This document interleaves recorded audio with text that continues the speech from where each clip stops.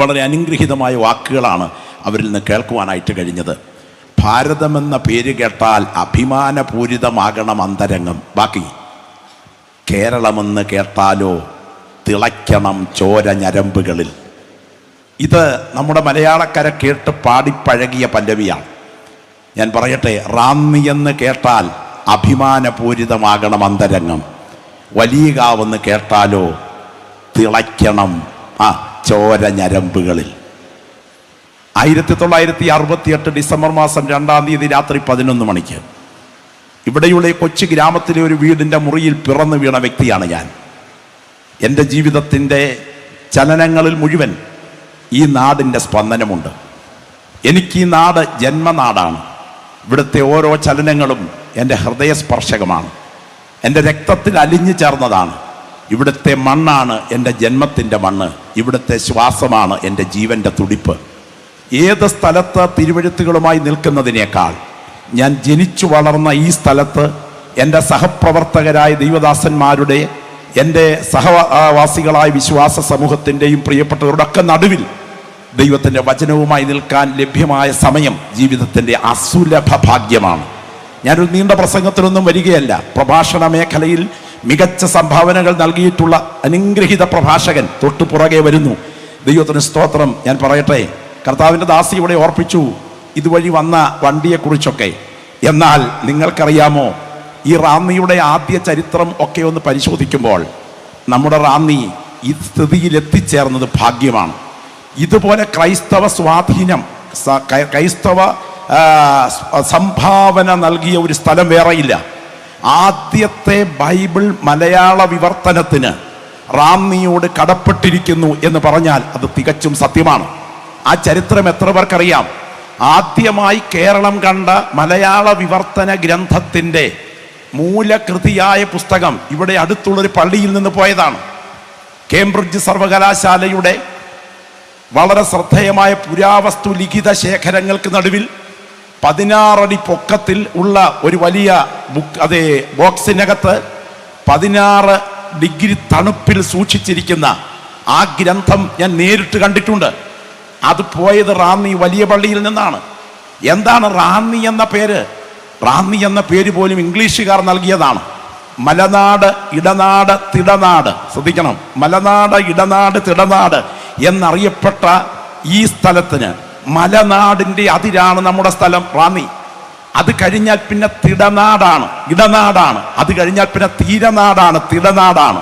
അപ്പോൾ മലനാട്, ഇടനാട്, തിടനാട്. ഇതിൽ മലനാടിൻ്റെ റാണി എന്ന് വിശേഷിപ്പിച്ചത് കാലക്രമത്തിൽ ലോപിച്ചു വന്ന പ്രയോഗമാണ്. എന്ത്? റാന്നി. റാണി റാണി റാണി പറഞ്ഞ് റാന്നി റാന്നി റാന്നി ആയതാണ്. ദൈവത്തിന് സ്തോത്രം. അങ്ങനെയാണെങ്കിൽ ഇവിടുത്തെ ആദ്യത്തെ ക്രൈസ്തവ ദൈവാലയം 17-ാം നൂറ്റാണ്ടിൽ പണികഴിപ്പിക്കപ്പെട്ടൊരു വെട്ടിക്കെട്ടായ അതേ വലിയ പള്ളിയാണ്. അതിന് തൊട്ടു മുൻപ് ഇവിടെ എത്തിയത് മുസ്ലിം സമൂഹമാണ്. ഈരാറ്റുപേട്ടയിൽ നിന്നാണ് അവരെത്തിയത്. പേട്ട എന്ന സ്ഥലത്തായിരുന്നു റാന്നിയിലെ ആദ്യത്തെ ട്രസ്റ്റൈൽ.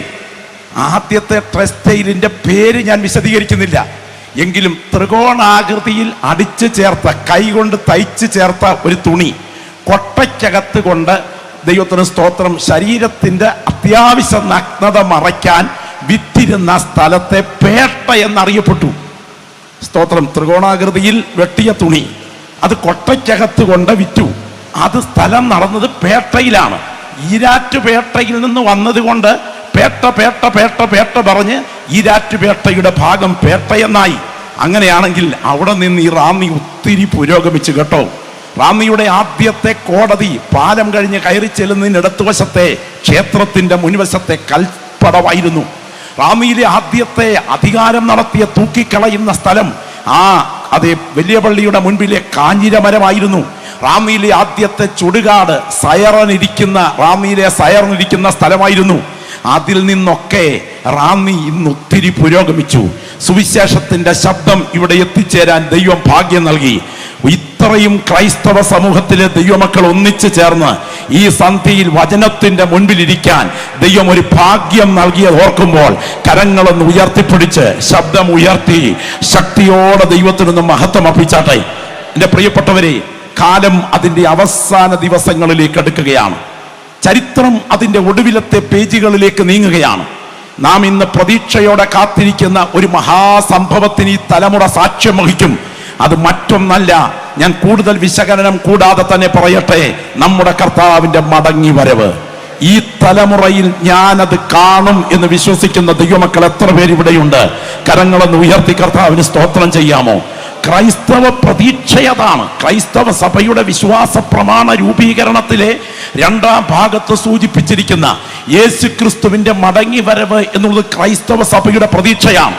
കാലാതീതതയിൽ നിന്ന് കാലിത്തൊഴുത്തിലൂടെ കന്യകയുടെ ഉദരത്തിൽ ഉരുത്തിരിഞ്ഞ് ഈ കാലത്തിലേക്ക് കാലൂന്നി കയറി വന്ന് പാപകളങ്കങ്ങൾ തെല്ലുമേശാതെ ഈ മണ്ണിൽ കറതീർന്ന പവിത്ര ജീവിതം നയിച്ച് ദൈവത്തിന് സ്തോത്രം, ഇങ്ങനെ സകല നീതിയും നിവർത്തിക്കുന്നത് നമുക്കുചിതമെന്ന് പറഞ്ഞുകൊണ്ട് യോഹന്നാന്റെ കൈക്കീഴിൽ നിമജ്ജന സ്നാനം സ്വീകരിച്ച് രോഗികളെ സൗഖ്യമാക്കി മരിച്ചവരെ ഉയർപ്പിച്ച് അത്ഭുതങ്ങൾ ചെയ്ത് നാടകം സഞ്ചരിച്ച് 33.5 തിരുവയസ്സിങ്കൽ നമ്മുടെ പാപശാപ പരിഹാരങ്ങൾക്കായി കാൽവറിയിൽ കള്ളന്മാരുടെ മധ്യത്തിൽ കാരിരും പാണികളിൽ തൂങ്ങി മരിച്ച് കുലയ്ക്ക് കൊടുത്ത മരണത്തിനും കനത്ത കാവൽ ശക്തിക്കും വിധേയനായി കല്ലുകൊണ്ടുണ്ടാക്കിയ ഒരു കല്ലറയിൽ ശവസംസ്കരിക്കപ്പെട്ടിട്ടും കല്ലറയെ ഭേദിച്ച് 3-ാം നാൾ ശക്തിയോടെ ഉയർത്തെഴുന്നേറ്റ് ആണിപ്പാടേറ്റ പൊന്ന് കരങ്ങൾ ഉയർത്തി വത്സല ശിഷ്യന്മാരെ ആശീർവദിച്ച് അവർ കാൺക സ്വർഗാരോഹണം ചെയ്ത്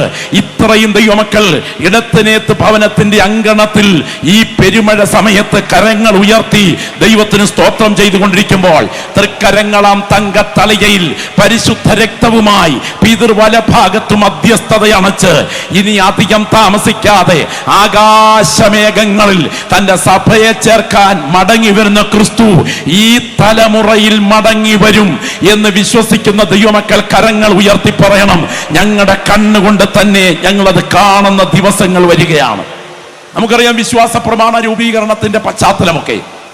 കോൺസ്റ്റന്റൈൻ ചക്രവർത്തി ദർബാർ ഹാളിൽ കൂടിയ 66 ദിവസത്തെ തർക്ക സമ്മേളനത്തിൽ തൃത്വനിഷേധിയായ അറിയൂസിന്റെ നിഷേധവാദങ്ങൾക്കെതിരെ വാദഗതി അവതരിപ്പിച്ചുകൊണ്ട് പവിത്രമായ ശ്രദ്ധേയമായ വിശ്വാസ പ്രമാണം രൂപീകരിക്കുമ്പോൾ ക്രൈസ്തവ വിശ്വാസ സത്യങ്ങളുടെ അടിത്തറയായ വിശ്വാസ പ്രമാണത്തിൽ 2ാം ഭാഗം എന്താണെന്ന് എൻ്റെ മുൻപിലിരിക്കുന്ന പ്രിയപ്പെട്ടവർക്കറിയാം.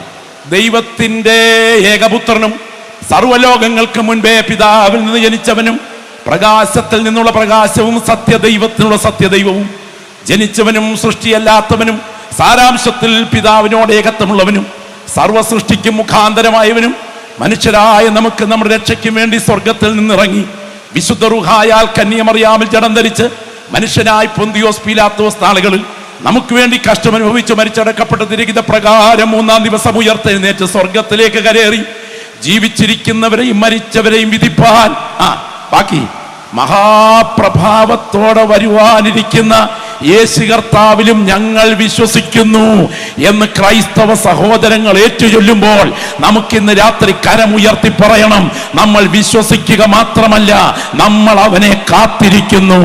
അത് വിശ്വസിക്കുന്ന എത്ര ദൈവമക്കൾ ഇവിടെയുണ്ട്? ഇന്ന് രാത്രി ഈ വചനം കേട്ടുകൊണ്ടിരിക്കുന്ന ദൈവമക്കളിന് ഉറപ്പായി പറയട്ടെ, ഈ ദൂത് നമ്മൾ ശ്രദ്ധിച്ചു കൊണ്ടിരിക്കുമ്പോൾ ചരിത്രം അതിൻ്റെ ഒടുവിലത്തെ പേജുകളിലേക്ക് അടുക്കുകയാണ്. കാലം അതിൻ്റെ കടശി ദിനങ്ങളിലേക്ക് പാഞ്ഞടുക്കുകയാണ്. ഇന്നേക്ക് 26 നൂറ്റാണ്ടുകൾക്ക് പുറകിൽ ലോകരാഷ്ട്രങ്ങളെ തൻ്റെ പിൻപിലും വെളിപ്പെടുവാൻ തുടങ്ങുന്ന ദൈവരാജ്യത്തെ തൻ്റെ മുൻപിലും കണ്ടുകൊണ്ട് ദൈവത്തിൻ്റെ ദാസൻ സക്കറിയ പ്രവാചകൻ എഴുതി വച്ച പ്രവചനം നമ്മുടെ കൺമുൻപിൽ അക്ഷരികമായി നിവർത്തിക്കപ്പെടത്തക്ക വിധം സംഭവങ്ങൾ അതിൻ്റെ അവസാന ദിവസങ്ങളിലേക്ക് അടുക്കുകയാണ്. നമുക്കറിയാം, നാം എല്ലാം ഇന്ന് ആശങ്കയിലാണ്. കാരണം മധ്യപൂർവ്വ പ്രദേശം പുകയുകയാണ്. ഓർക്കുക, മനുഷ്യജാതിയുടെ പുരോഗതിയുടെ പിള്ളത്തൊട്ടിലായിരുന്നത് മധ്യപൂർവ്വ പ്രദേശമാണ്. മനുഷ്യവർഗത്തിന്റെ അധോഗതിയുടെ ചുടലക്കളം തോണ്ടേണ്ട സ്ഥലവും മധ്യപൂർവ്വ പ്രദേശമാണ്. ലോക ചരിത്രത്തിൽ 2 മഹായുദ്ധങ്ങൾക്ക് യൂറോപ്യൻ മേഖല സാക്ഷ്യം വഹിച്ചെങ്കിൽ അടുത്ത മഹായുദ്ധത്തിന് ലോകരാജ്യങ്ങൾ അവസാനിക്കേണ്ടതിന് മധ്യപൂർവ്വ പ്രദേശത്ത് മനുഷ്യകുലം ഒന്ന് ചെന്നടിയണം എന്ന് എഴുതി വെച്ച ദൈവത്തിന്റെ വചനം കൈകളിൽ, ആ പുസ്തകം ഒന്ന് കരങ്ങളിൽ ഒന്ന് ഉയർത്തിപ്പിടിച്ച് എഴുതി വെച്ചിരിക്കുന്ന ഈ വചനം ഓർത്ത് ദൈവമക്കൾ ശബ്ദം ഉയർത്തി പറയണം, ആമേൻ കർത്താവായ യേശുവേ വരയണമേ എന്ന്. എത്ര ദൈവമക്കളുടെ അധരങ്ങളിൽ സ്തോത്രം ഉയരും. ദൈവത്തിന് സ്തോത്രം. നിങ്ങൾക്കറിയാമോ, ഇതുപോലെ ഒരു വിശിഷ്ട ഗ്രന്ഥം ലോക ചരിത്രം കണ്ടിട്ടില്ല. ജി കുഞ്ഞികൃഷ്ണൻ നായർ എന്നറിയപ്പെടുന്ന ഒരു ഹിന്ദു എഴുതിയ അലക്സാണ്ടർ എന്ന ഒരു ചരിത്ര പ്രസിദ്ധമായ പുസ്തകമുണ്ട്. ആ പുസ്തകത്തിനകത്ത് അലക്സാണ്ടർ എന്ന ദിഗ്വിജയുടെ പടയോട്ട കാലത്ത് അദ്ദേഹം പലസ്തീൻ നാട് ആക്രമിക്കേണ്ടതിന് വേണ്ടി ചരിത്ര പ്രസിദ്ധമായ മെഗിദ്ദോ താഴ്വരയിൽ വന്ന് തമ്പടിച്ചിരിക്കുമ്പോൾ അന്നത്തെ യെരൂശലേം ദൈവാലയത്തിലെ മഹാപുരോഹിതനായ യാദുവയ്ക്ക് ഉണ്ടായ ഒരു ദർശനമനുസരിച്ച് അദ്ദേഹത്തിനൊരു ഉൾവിളി ഉയർന്നു. ഉയർന്ന ഉൾവിളി ഇതാണ്: നമ്മുടെ വിശുദ്ധ ഗ്രന്ഥത്തിൽ ഇവന്റെ ഭാവി എഴുതിയിരിക്കുന്നത് അവനോട് വ്യക്തമാക്കി കൊടുത്താൽ ഈ നാടിനെ അവൻ ആക്രമിക്കാതെ പിന്മാറും. അങ്ങനെ യാദുവ പുരോഹിതൻ ഒരുപറ്റം പുരോഹിതന്മാരുമായി അലക്സാണ്ടർ ചക്രവർത്തിയെ കാണുവാനായി പോയി. ഒരുപറ്റം സംഘം നേരെ ഇദ്ദേഹത്തിന്റെ മുൻപിലെത്തി. അപ്പോഴേക്കും ഇദ്ദേഹം സ്തോത്രം അലക്സാണ്ടർ ചക്രവർത്തിയുടെ മുൻപിൽ വന്ന് നിൽക്കുന്ന ആളിനെ അല്പം ഭയപ്പെട്ടു, യുദ്ധത്തിനാണെന്ന് വിചാരിച്ചു. പക്ഷേ അദ്ദേഹം അലക്സാണ്ടർ ചക്രവർത്തി പെട്ടെന്ന് കുതിരപ്പുറത്തുനിന്ന് നിലത്തിറങ്ങി മുട്ടുകുത്തി ഈ യാദുവായി നമസ്കരിച്ചു. ഈ സൈന്യാധിപന്മാർ ചോദിച്ചു, അങ്ങെന്തിനാ ഈ മനുഷ്യനെ നമസ്കരിച്ചത്? അപ്പോൾ അലക്സാണ്ടർ പറഞ്ഞു, ഞാൻ ഈ മനുഷ്യനെയല്ല നമസ്കരിച്ചത്, ഇദ്ദേഹത്തിന്റെ നെറ്റിത്തടത്തിൽ എഴുതിയിരിക്കുന്ന യഹോവയ്ക്ക് വിശുദ്ധമെന്ന സ്വർണ്ണ പതക്കത്തിലെ എഴുത്തിന്റെ പുറകിലൊരു ദേവനുണ്ട്, ആ ദേവനെയാണ് ഞാൻ നമസ്കരിച്ചത്. ദൈവത്തിന് സ്തോത്രം. അപ്പോൾ അലക്സാണ്ടർ ചക്രവർത്തിയോട് യാദുവ പറഞ്ഞു, അങ്ങ് ജനിക്കുന്നതിന് മുൻപ്, അങ്ങയുടെ അപ്പനും വല്യപ്പനും അപ്പൂപ്പനും ഒക്കെ ഉണ്ടാകുന്നതിന് മുൻപ് അങ്ങയുടെ ഭാവി എഴുതി വെച്ചിരിക്കുന്ന ഒരു പുസ്തകം ഞങ്ങളുടെ കയ്യിലുണ്ട്. ഞാൻ ചോദിക്കട്ടെ, എൻ്റെ വല്യപ്പൻ ഉണ്ടാകുന്നതിന് മുൻപ് എൻ്റെ ഭാവി എഴുതി വെച്ചിരിക്കുന്ന ഒരു പുസ്തകം അങ്ങ് ഉഗാണ്ടയിലുണ്ടെന്ന് പറഞ്ഞാൽ തറവാട് വിറ്റാന്നതിലും വേണ്ടുകയില്ല, അവിടെ പോയി അതൊന്ന് കാണാതെ ഞാൻ അടങ്ങില്ല. അങ്ങനെങ്കിൽ അലക്സാണ്ടർ ചക്രവർത്തി എത്രയധികം അദ്ദേഹത്തെ ദേവാലയത്തിന്റെ മുൻപിലത്തെ പീഠത്തിൽ കൊണ്ടുവന്ന് ആനയിച്ചിരുത്തിയതിനു ശേഷം അകത്തേക്ക് ചെന്ന് ദൈവത്തിൽ ദാനിയേൽ പ്രവാചകന്റെ ചുരുൾ എടുത്തുകൊണ്ടുവന്ന് യാദുവ ഒന്ന് വായിച്ചു കേൾപ്പിച്ചു. പടിഞ്ഞാറ് നിന്ന് സർവഭൂതലത്തിലും കൂടെ മേദ്യപാർസ്യ സൈന്യത്തിന്റെ അധികാരിയായി ഒരു ഭരണാധികാരി, കണ്ണുകൾക്ക് നടുവിൽ ഒറ്റക്കൊമ്പനെ പോലെയുള്ള ഒരു ഏകാധിപതി പുറപ്പെട്ടു വരും. അവൻ രണ്ടു കൊമ്പുള്ള ആട്ടുകൊറ്റനായ ഗ്രീസ് ആധിപത്യം പുലർത്തുന്ന അതേ ആളിന്റെ മുൻപിൽ മേദ്യപർസ്യൻ സൈന്യം പരാജയപ്പെടും. ഈ അലക്സാണ്ടർ ചക്രവർത്തി പെട്ടെന്ന് എഴുന്നേറ്റ് ദേവാലയത്തെ നോക്കി നമസ്കരിച്ചു. എന്താണെന്നറിയാമോ? ഒരാഴ്ചയ്ക്ക് മുൻപ് സിറിയയിലെ അർബല്ലയിൽ വെച്ച് കാനിക്കസ് നദീതീരത്ത് നടന്ന യുദ്ധത്തിൽ മേദ്യപർസ്യൻ സൈന്യത്തിന്റെ ഒടുവിലത്തെ ഭരണാധികാരി ദാരിയൂസിനെ നിലത്ത് തള്ളിയിട്ട് നെഞ്ചിൽ ചവിട്ടി വിജയമാഘോഷിച്ച അലക്സാണ്ടർ പറഞ്ഞു, ഞാൻ ജനിക്കുന്നതിന് മുൻപ് എന്റെ യുദ്ധവിജയം എഴുതി വെച്ച ഈ പുസ്തകം സാധാരണ പുസ്തകമല്ല. അദ്ദേഹം ഉദ്യോഗപരിതനായി ചോദിച്ചു, സാർ, എന്റെ ഭാവിയെ കുറിച്ച് വല്ലതും അതിനകത്ത് എഴുതിയിട്ടുണ്ടോ? അപ്പോൾ അലക്സാണ്ടർ ചക്രവർത്തിയോട് യാദുവ പറഞ്ഞു, ഉണ്ട്, അങ്ങയുടെ ഭാവിയെ കുറിച്ചുണ്ട്. അങ്ങയുടെ ബലത്തിന്റെ ഉച്ചസ്ഥായിയിൽ അങ്ങയ്ക്ക് അസ്വാഭാവിക മരണം സംഭവിക്കും. അങ്ങയുടെ ഭരണത്തിന് പിന്തുടർച്ചക്കാർ അങ്ങയുടെ രക്തബന്ധത്തിൽപ്പെട്ടവരായിരിക്കയില്ല. അന്യ അധികാരങ്ങളിലേക്കും 4 ഭാഗമായി അങ്ങയുടെ ഭരണത്തിലെ അവകാശങ്ങൾ വിഭജിക്കപ്പെട്ടു പോകും. ആ പ്രത്യേക പശ്ചാത്തലത്തിൽ ഒരു സംഘം യഹൂദന്മാരെ തന്നോടൊപ്പം ആജീവനാന്തം യാത്ര ചെയ്യുവാൻ അലക്സാണ്ടർ അനുവദിച്ചു. നിങ്ങൾക്കറിയാമോ, അലക്സാണ്ടർ ചക്രവർത്തി മരിക്കുവാൻ കിടക്കുന്ന സമയത്ത് അദ്ദേഹത്തിന്റെ ഭരണത്തിന് 4 പിന്തുടർച്ചാവകാശികൾ ഉണ്ടായിരുന്നു. 1 അദ്ദേഹത്തിന്റെ മകൻ, 2 അദ്ദേഹത്തിന്റെ ഇല്ലീഗലായ ഒരു പുത്രൻ, 3 അദ്ദേഹത്തിന്റെ സഹോദരൻ, 4 അദ്ദേഹത്തിന്റെ അർത്ഥ സഹോദരൻ. എന്നാൽ അദ്ദേഹത്തിന്റെ മരണരാത്രിയിൽ ലിസിമാക്കസ്, കിസാണ്ടർ, സെലൂക്കസ്, ടോളമി ഈ 4 സൈന്യാധിപന്മാരും ചേർന്നിട്ട് അദ്ദേഹത്തിന്റെ ഈ 4 പിന്തുടർച്ചക്കാരെയും കൊന്നതിന് ശേഷം അദ്ദേഹത്തിന്റെ രാജ്യം 4ആയി വിഭജിച്ചെടുത്തപ്പോൾ അവൻ വാണിരുന്നത് പോലെയല്ല, അവന്റെ രാജ്യം ആകാശത്തിലെ 4 കാറ്റുകൾക്ക് നേരെ നിർമൂലമായി അവന്റെ ജാതിക്കല്ല അന്യജാതിക്ക് അധീനമാകുമെന്നെഴുതിയ വിശുദ്ധ ബൈബിളിലെ പ്രവചനം വള്ളി പുള്ളി വിസർഗ വ്യംഗ്യ ചമൽക്കാരം മാറ്റമില്ലാതെ നിറവേറിയെങ്കിൽ മധ്യപൂർവ പ്രദേശത്ത് നടക്കാൻ തുടങ്ങുന്ന അടുത്ത മഹായുദ്ധം ചരിത്രത്തിന്റെ വഴിത്തിരിവാകുമെന്ന് എഴുതി വെച്ച ദൈവത്തിന്റെ വചനം നിവർത്തിയാകും എന്ന് വിശ്വസിക്കുന്ന ദൈവമക്കൾ ഒന്നിച്ചു വിളിച്ചു പറയണം, ഈ തലമുറയിൽ യേശു മടങ്ങി വരും. ഞാൻ എൻ്റെ വാക്കുകൾ ഉപസംഹരിക്കും മുൻപ് ഒരു വാക്യം മാത്രം നിങ്ങളുടെ മുൻപിൽ കൊണ്ടുവരികയാണ്. നിങ്ങൾ സക്കറിയ പ്രവചനം ഒന്ന് തുറന്നാട്ടെ. പെട്ടെന്ന് വാക്കുകൾക്ക് അവസാനം കുത്തിടുന്നു. സക്കറിയ പ്രവചനം ഒന്ന് തുറക്കുക. അതിന്റെ ദൈവത്തിന് സ്തോത്രം. 12-ാം അധ്യായത്തിന്റെ 3-ാമത്തെ വാക്യം ഞാൻ തന്നെ വായിക്കുന്നു. അന്നാളിൽ ഞാൻ യെരൂശലേമിനെ സകല ജാതികൾക്കും ഭാരമുള്ള കല്ലാക്കി വയ്ക്കും. അതിനെ ചുമക്കുന്നവരൊക്കെയും കഠിനമായി മുറിവേൽക്കും. ഭൂമിയിലെ സകല ജാതികളും അതിന് വിരോധമായി കൂടി വരും. ദൈവത്തിന് സ്തോത്രം. കരമുയർത്തി കർത്താവിന് സ്തോത്രം പറഞ്ഞേ. നിങ്ങൾക്കറിയാമോ, വിശുദ്ധ വേദപുസ്തകത്തിലെ ഈ പ്രവചന ഭാഗം വ്യാഖ്യാനിക്കാൻ മണിക്കൂറുകൾ വേണം. ലോകഗതിയുടെ നാഴികക്കല്ലും മനുഷ്യചരിത്രത്തിന്റെ നട്ടെല്ലും കാലഗതിയുടെ കാതലും ദൈവപുത്രന്റെ ജന്മത്തിന് പവിത്ര ബന്ധം സ്ഥാപിച്ച ആ ജനതയുടെ യുഗത്തിന്റെ അന്ത്യത്തിലെ ചരിത്രം എങ്ങനെ അസ്തമിക്കും എന്നതിന് കൃത്യമായ പ്രവചന വിശദീകരണം നൽകുകയാണ്. അവിടെ എഴുതിയിരിക്കുകയാണ് അതിപ്രധാനപ്പെട്ട 4 പരാമർശനങ്ങൾ. നിങ്ങൾ വീട്ടിൽ ചെന്ന് വായിക്കണം. 12-ാം അധ്യായം മുതൽ 14-ാം അധ്യായം വരെ ആവർത്തിച്ചുള്ള ദൈവത്തിന് ദാറ്റ് ഡേ എന്ന ആ നാളിൽ എന്ന ആവർത്തന പ്രയോഗമുണ്ട്. 12-ാം അധ്യായത്തിൽ 6 പ്രാവശ്യം ആ നാളിൽ പറയുന്നുണ്ട്. 13-ാം അധ്യായത്തിൽ 3 പ്രാവശ്യം ആ നാളിൽ പറയുന്നുണ്ട്. ഒടുവിൽ 14-ാം അധ്യായത്തിൽ 8 പ്രാവശ്യം ആ നാളിൽ പറയുന്നുണ്ട്. ഏതാണ്ട് 16 പ്രാവശ്യം ആ നാളിൽ പറയുന്നു. എന്ന് പറഞ്ഞാൽ ചരിത്രത്തിന്റെ ഒരു കറുത്ത കാലത്തിന്റെ കലാശം വരുന്ന കഠിന പീഡനങ്ങളുടെ ഘോഷയാത്ര, ഈ മണ്ണിൽ കുതിച്ചുയരുന്ന ആ കറുത്ത ദിനങ്ങൾക്ക് തിരശീല ഉയരുന്ന ഒരു മഹാസംഭവം എന്താണ്? ആ നാളിൽ യെരൂശലേമിനെ ഞാൻ സകല ജാതികൾക്കും ഒരു ഭാരമുള്ള കല്ലാക്കി വയ്ക്കും. യെരൂശലേം അനേകർക്ക് മുറിവേൽക്കത്തക്ക വിധത്തിൽ ലോകരാഷ്ട്രങ്ങളുടെ മുൻപിൽ ഒരു അത്ഭുത പ്രതിഭാസമായി അന്ത്യഘട്ടത്തിൽ യെരൂശലേം മാറും. 2-ാമത്തെ ചിന്ത, അതിന്റെ പശ്ചാത്തലത്തിൽ അവിടെ എഴുതിയിരിക്കുന്നു, ഭൂമിയിലെ സകല ജാതികളും അതിന് വിരോധമായി കൂടി വരും. ലോക രാജ്യങ്ങൾ മുഴുവൻ എന്ന് പറഞ്ഞാൽ 39,000 മൈൽ ചുറ്റളവും 40,000 മൈൽ ക്രോസ് അളവുമുള്ള ചുക്കിച്ചുളിഞ്ഞ നാരിങ്ങത്തോട് പോലെയുള്ള ഈ പച്ചപ്പട്ടു വിരിച്ച ഭൂമിയിലെ 195 UN അംഗീകരിച്ച രാജ്യങ്ങളും ഇതിന് വിരോധമായി കൂടി വരുമെന്ന് എഴുതി വച്ച പ്രവചനം നേരിട്ട് കാണാൻ ഭാഗ്യം ലഭിച്ച തലമുറയാണ് നാമെങ്കിൽ നമ്മുടെ തലമുറയിൽ മറ്റൊന്നുകൂടെ സംഭവിക്കും. 16-ാമത്തെ പ്രാവശ്യം 14-ാം അധ്യായത്തിൽ ഒരു അണ്വായുധ സ്ഫോടനത്തിന്റെ പശ്ചാത്തലം പറയുന്നുണ്ട്. അടുത്ത യുദ്ധം എപ്പോൾ സംഭവിക്കും? ആ യുദ്ധത്തിന്റെ ശാക്തിക ചേരികൾ എന്തൊക്കെയായിരിക്കും? എന്തിന് ഇറാൻ ഈ യുദ്ധത്തിന്റെ മുൻനിരയിൽ വരും? സ്തോത്രം. ഇസ്രായേലിന് വിപരീതമായി റഷ്യയുടെ പിന്തുണയോടെ യുദ്ധം തുടക്കം കുറിക്കും.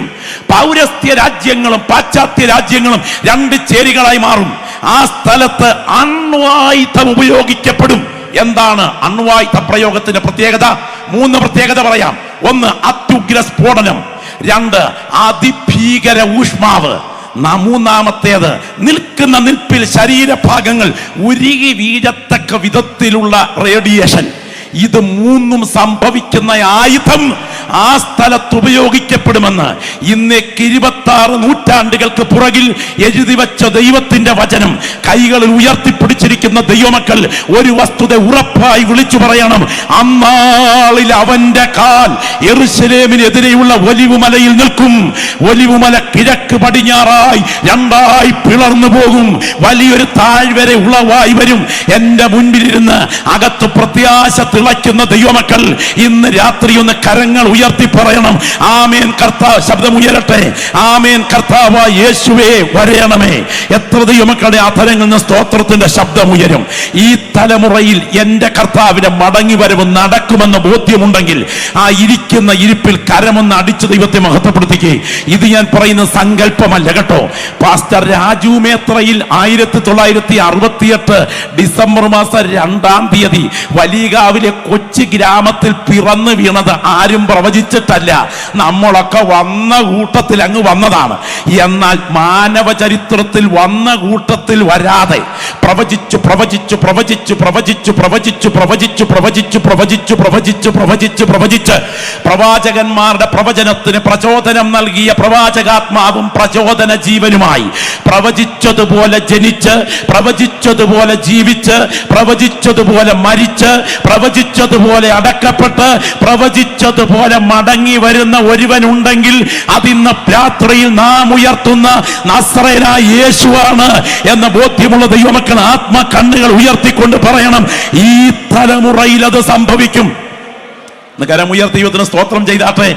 പ്രഗത്ഭനായ ദൈവദാസന്റെ അതിശക്തമായ പ്രഭാഷണത്തിന് വഴി തുറക്കത്തക്ക വിധം ഒരാമുഖം പറഞ്ഞ് ഞാൻ വഴിമാറി എൻ്റെ വാക്കുകൾക്ക് അവസാന കുത്തിടുകയാണ്. ശ്രദ്ധിക്കണം, അവൻ ഇവിടെ ജനിക്കുമെന്ന്. ആ ജനനം സാധാരണ ജനനമല്ല, ഒരു സ്ത്രീയുടെ സന്തതിയായിരിക്കുമെന്ന്. ആ സ്ത്രീ കേവലം സ്ത്രീയല്ല, ഒരു കന്യകയായിരിക്കുമെന്ന്. ആ കന്യക കേവലം കന്യകയല്ല, അബ്രഹാമിന്റെ തറവാട്ടിൽ പിറന്നവളായിരിക്കുമെന്ന്. അത് ഇസഹാക്കിൽ നിന്ന് ജന്മം കൊള്ളുമെന്ന്. അവന്റെ ജനനവേളയിൽ കൂട്ട ശിശുവധം നടക്കുമെന്ന്. ആ സമയം ഈ കുടുംബം ഈജിപ്തിലേക്ക് ചേക്കേറുമെന്ന്. അവിടെ പാർക്കുമ്പോൾ ഇവിടുത്തെ രാജാവ് മരിക്കുമെന്ന്. ആ കുടുംബം മടങ്ങിവെന്ന് നസ്രയത്ത് എന്ന കുഗ്രാമത്തിൽ പാർക്കുമെന്ന്. നസ്രയത്തിൽ പാർക്കുന്നതിനാൽ അവനെ നസ്രായൻ എന്ന് വിളിക്കേണ്ടി വരുമെന്ന്. അവൻ 30-ാമത്തെ വയസ്സിൽ യോഹന്നാൻ എന്ന ഒരുവന്റെ കൈക്കീഴിൽ സ്നാനമേൽക്കാൻ ഇറങ്ങി വരുമെന്ന്. അവനെ സ്നാനമേൽപ്പിക്കുമ്പോൾ പരിശുദ്ധാത്മാവ് പ്രാവ് രൂപത്തിൽ അവൻ മേൽ അധിവസിച്ചിറങ്ങുമെന്ന്. അവൻ രോഗികളെ സൗഖ്യമാക്കി, മരിച്ചവരെ ഉയർപ്പിച്ച് അത്ഭുതങ്ങൾ ചെയ്ത് നാടെങ്ങും സഞ്ചരിക്കുമെന്ന്. 33.5 തിരുവയസ്സെങ്കിൽ അവന്റെ ശിഷ്യന്മാരിൽ ഒരുത്തൻ, ശത്രുക്കളല്ല മിത്രങ്ങളിൽ ഒരുത്തൻ അവനെ ഒറ്റിക്കൊടുക്കുമെന്ന്. ഒറ്റിക്കൊടുക്കുന്നത് 35 വെള്ളിക്കാശിനല്ല, 45 വെള്ളിക്കാശിനല്ല, ഈ 30 വെള്ളിക്കാശിനായിരിക്കുമെന്ന്.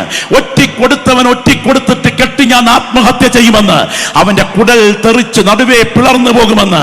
അവനെ കൈകാലുകൾ തുളയ്ക്കുന്ന ഒരു കുലമരത്തിൽ വധയന്ത്രത്തിൽ തൂക്കുമെന്ന്. അവന്റെ മരണം കൊടും കള്ളന്മാരുടെ മധ്യത്തിലായിരിക്കുമെന്ന്. അവന്റെ മരണവേളയിൽ ഈ പ്രകൃതി ഇരുട്ടിൽ മറയുമെന്ന്. അവന്റെ മരണസമയം സഹക്രൂശിതരുടെ അസ്ഥികൾ ഒടിഞ്ഞതുപോലെ ഇവന്റെ അസ്ഥി ഒടിയേണ്ടി വരികയില്ലെന്ന്. അവന്റെ മരണം കൊടും കള്ളന്മാരുടെ നടുവിലാണെങ്കിലും അവന്റെ ശവമടക്കൊരു ധനവാന്റെ കല്ലറയ്ക്കകത്ത് നടക്കുമെന്ന്. എന്നാൽ കല്ലറയെ ഭേദിച്ച് കാവൽ പടയാളികളുടെ കാൽമുട്ടുകളെ കിടുകിട വിറപ്പിച്ച് മരണത്തിന്മേലും പാതാളത്തിന്മേലും ജയമെടുത്ത് അവൻ ഉയർത്തെഴുന്നേൽക്കുമെന്ന്. ആണിപ്പാടേറ്റ പൊന്ന് കരങ്ങൾ ഉയർത്തി വത്സല ശിഷ്യന്മാരെ ആശീർവദിച്ച് അവൻ സ്വർഗാരോഹണം ചെയ്യുമെന്ന്. കാത്തിരിക്കുന്ന വിശുദ്ധന്മാർക്ക് അവൻ ആത്മാവിനെ പകർന്നു കൊടുക്കുമെന്ന് എഴുതി വച്ച മാറ്റമില്ലാത്ത വചനം ചരിത്രത്തിൽ ഇന്നലെ നിറവേറിയെങ്കിൽ അവൻ മേഘാരൂഢനായി മടങ്ങി വരുമെന്ന പ്രവചനം നിറവേറാതിരിക്കുമോ? സംഭവ വികാസങ്ങളുടെ നടുവിൽ എന്റെ പ്രിയപ്പെട്ട കൂടപ്പിറപ്പേ, കണ്ണുകൾ ഉയർത്തി നോക്കുക. ചരിത്രം അതിന്റെ അന്ത്യത്തിലേക്ക് നീങ്ങുന്നു. നമ്മുടെ കർത്താവിന്റെ മടങ്ങി വരവ് അടുക്കൽ വാതുക്കൽ തന്നെ. നമുക്കെല്ലാവർക്കും ഒരുമിച്ച് ചേർന്ന് കരമടിച്ച് കണ്ടിടും കണ്ടിടും പ്രിയനെ ഞാൻ കണ്ടിടും, അന്യമല്ല സ്വന്ത കണ്ണാൽ തൻ്റെ മുഖം കണ്ടിടും എന്ന പാട്ടിന്റെ ചരണങ്ങൾ ചേർന്ന് പാടി ദൈവത്തെ ആരാധിച്ചു കൊണ്ടിരിക്കുമ്പോൾ സ്തോത്ര കാഴ്ച ബാക്കി ക്രമീകരണങ്ങൾ കർത്താവിന്റെ ദാസൻ ഓർപ്പിക്കും. ഈ ആത്മീയ ശുശ്രൂഷയിൽ ലഭ്യമായ ഈ അസുലഭ സന്ദർഭത്തിന് ഞാൻ ബോധപൂർവ്വം ഉപയോഗിച്ചതാണ്.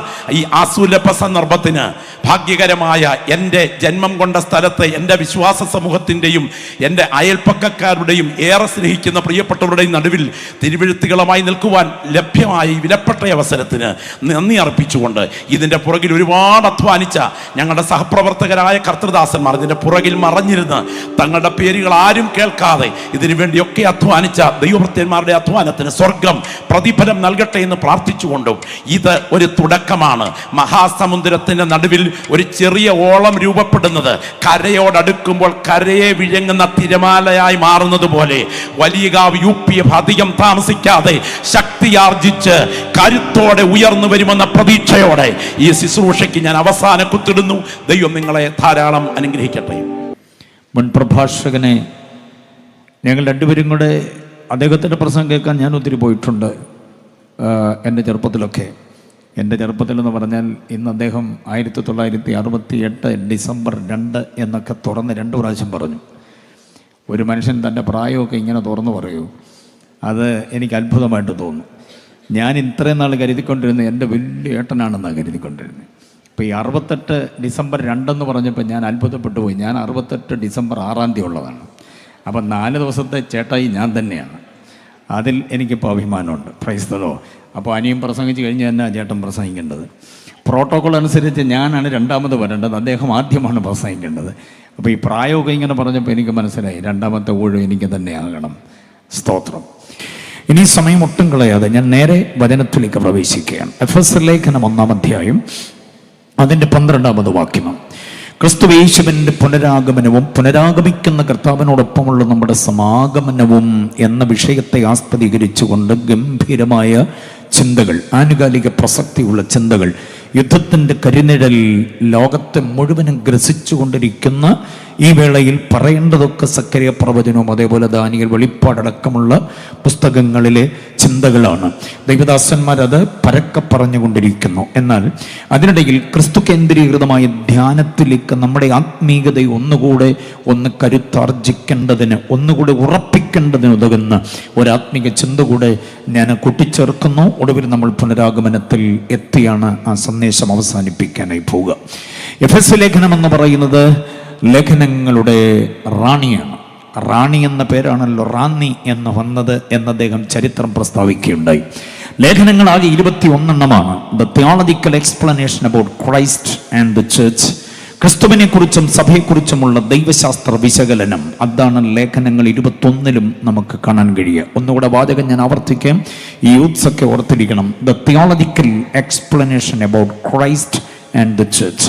ക്രിസ്തുവിനെ കുറിച്ചും സഭയെക്കുറിച്ചുമുള്ള അനുഗ്രഹീതമായ വിശകലനങ്ങൾ. അതാണ് റോമർ മുതൽ യൂദ വരെയുള്ള 21 ലേഖനങ്ങളിലും വളരെ ഗംഭീരമായി അവതരിപ്പിച്ചിരിക്കുന്നത് എന്ന് നാം അറിയണം. ലേഖനങ്ങളിലേക്ക് നമ്മൾ മടങ്ങണം.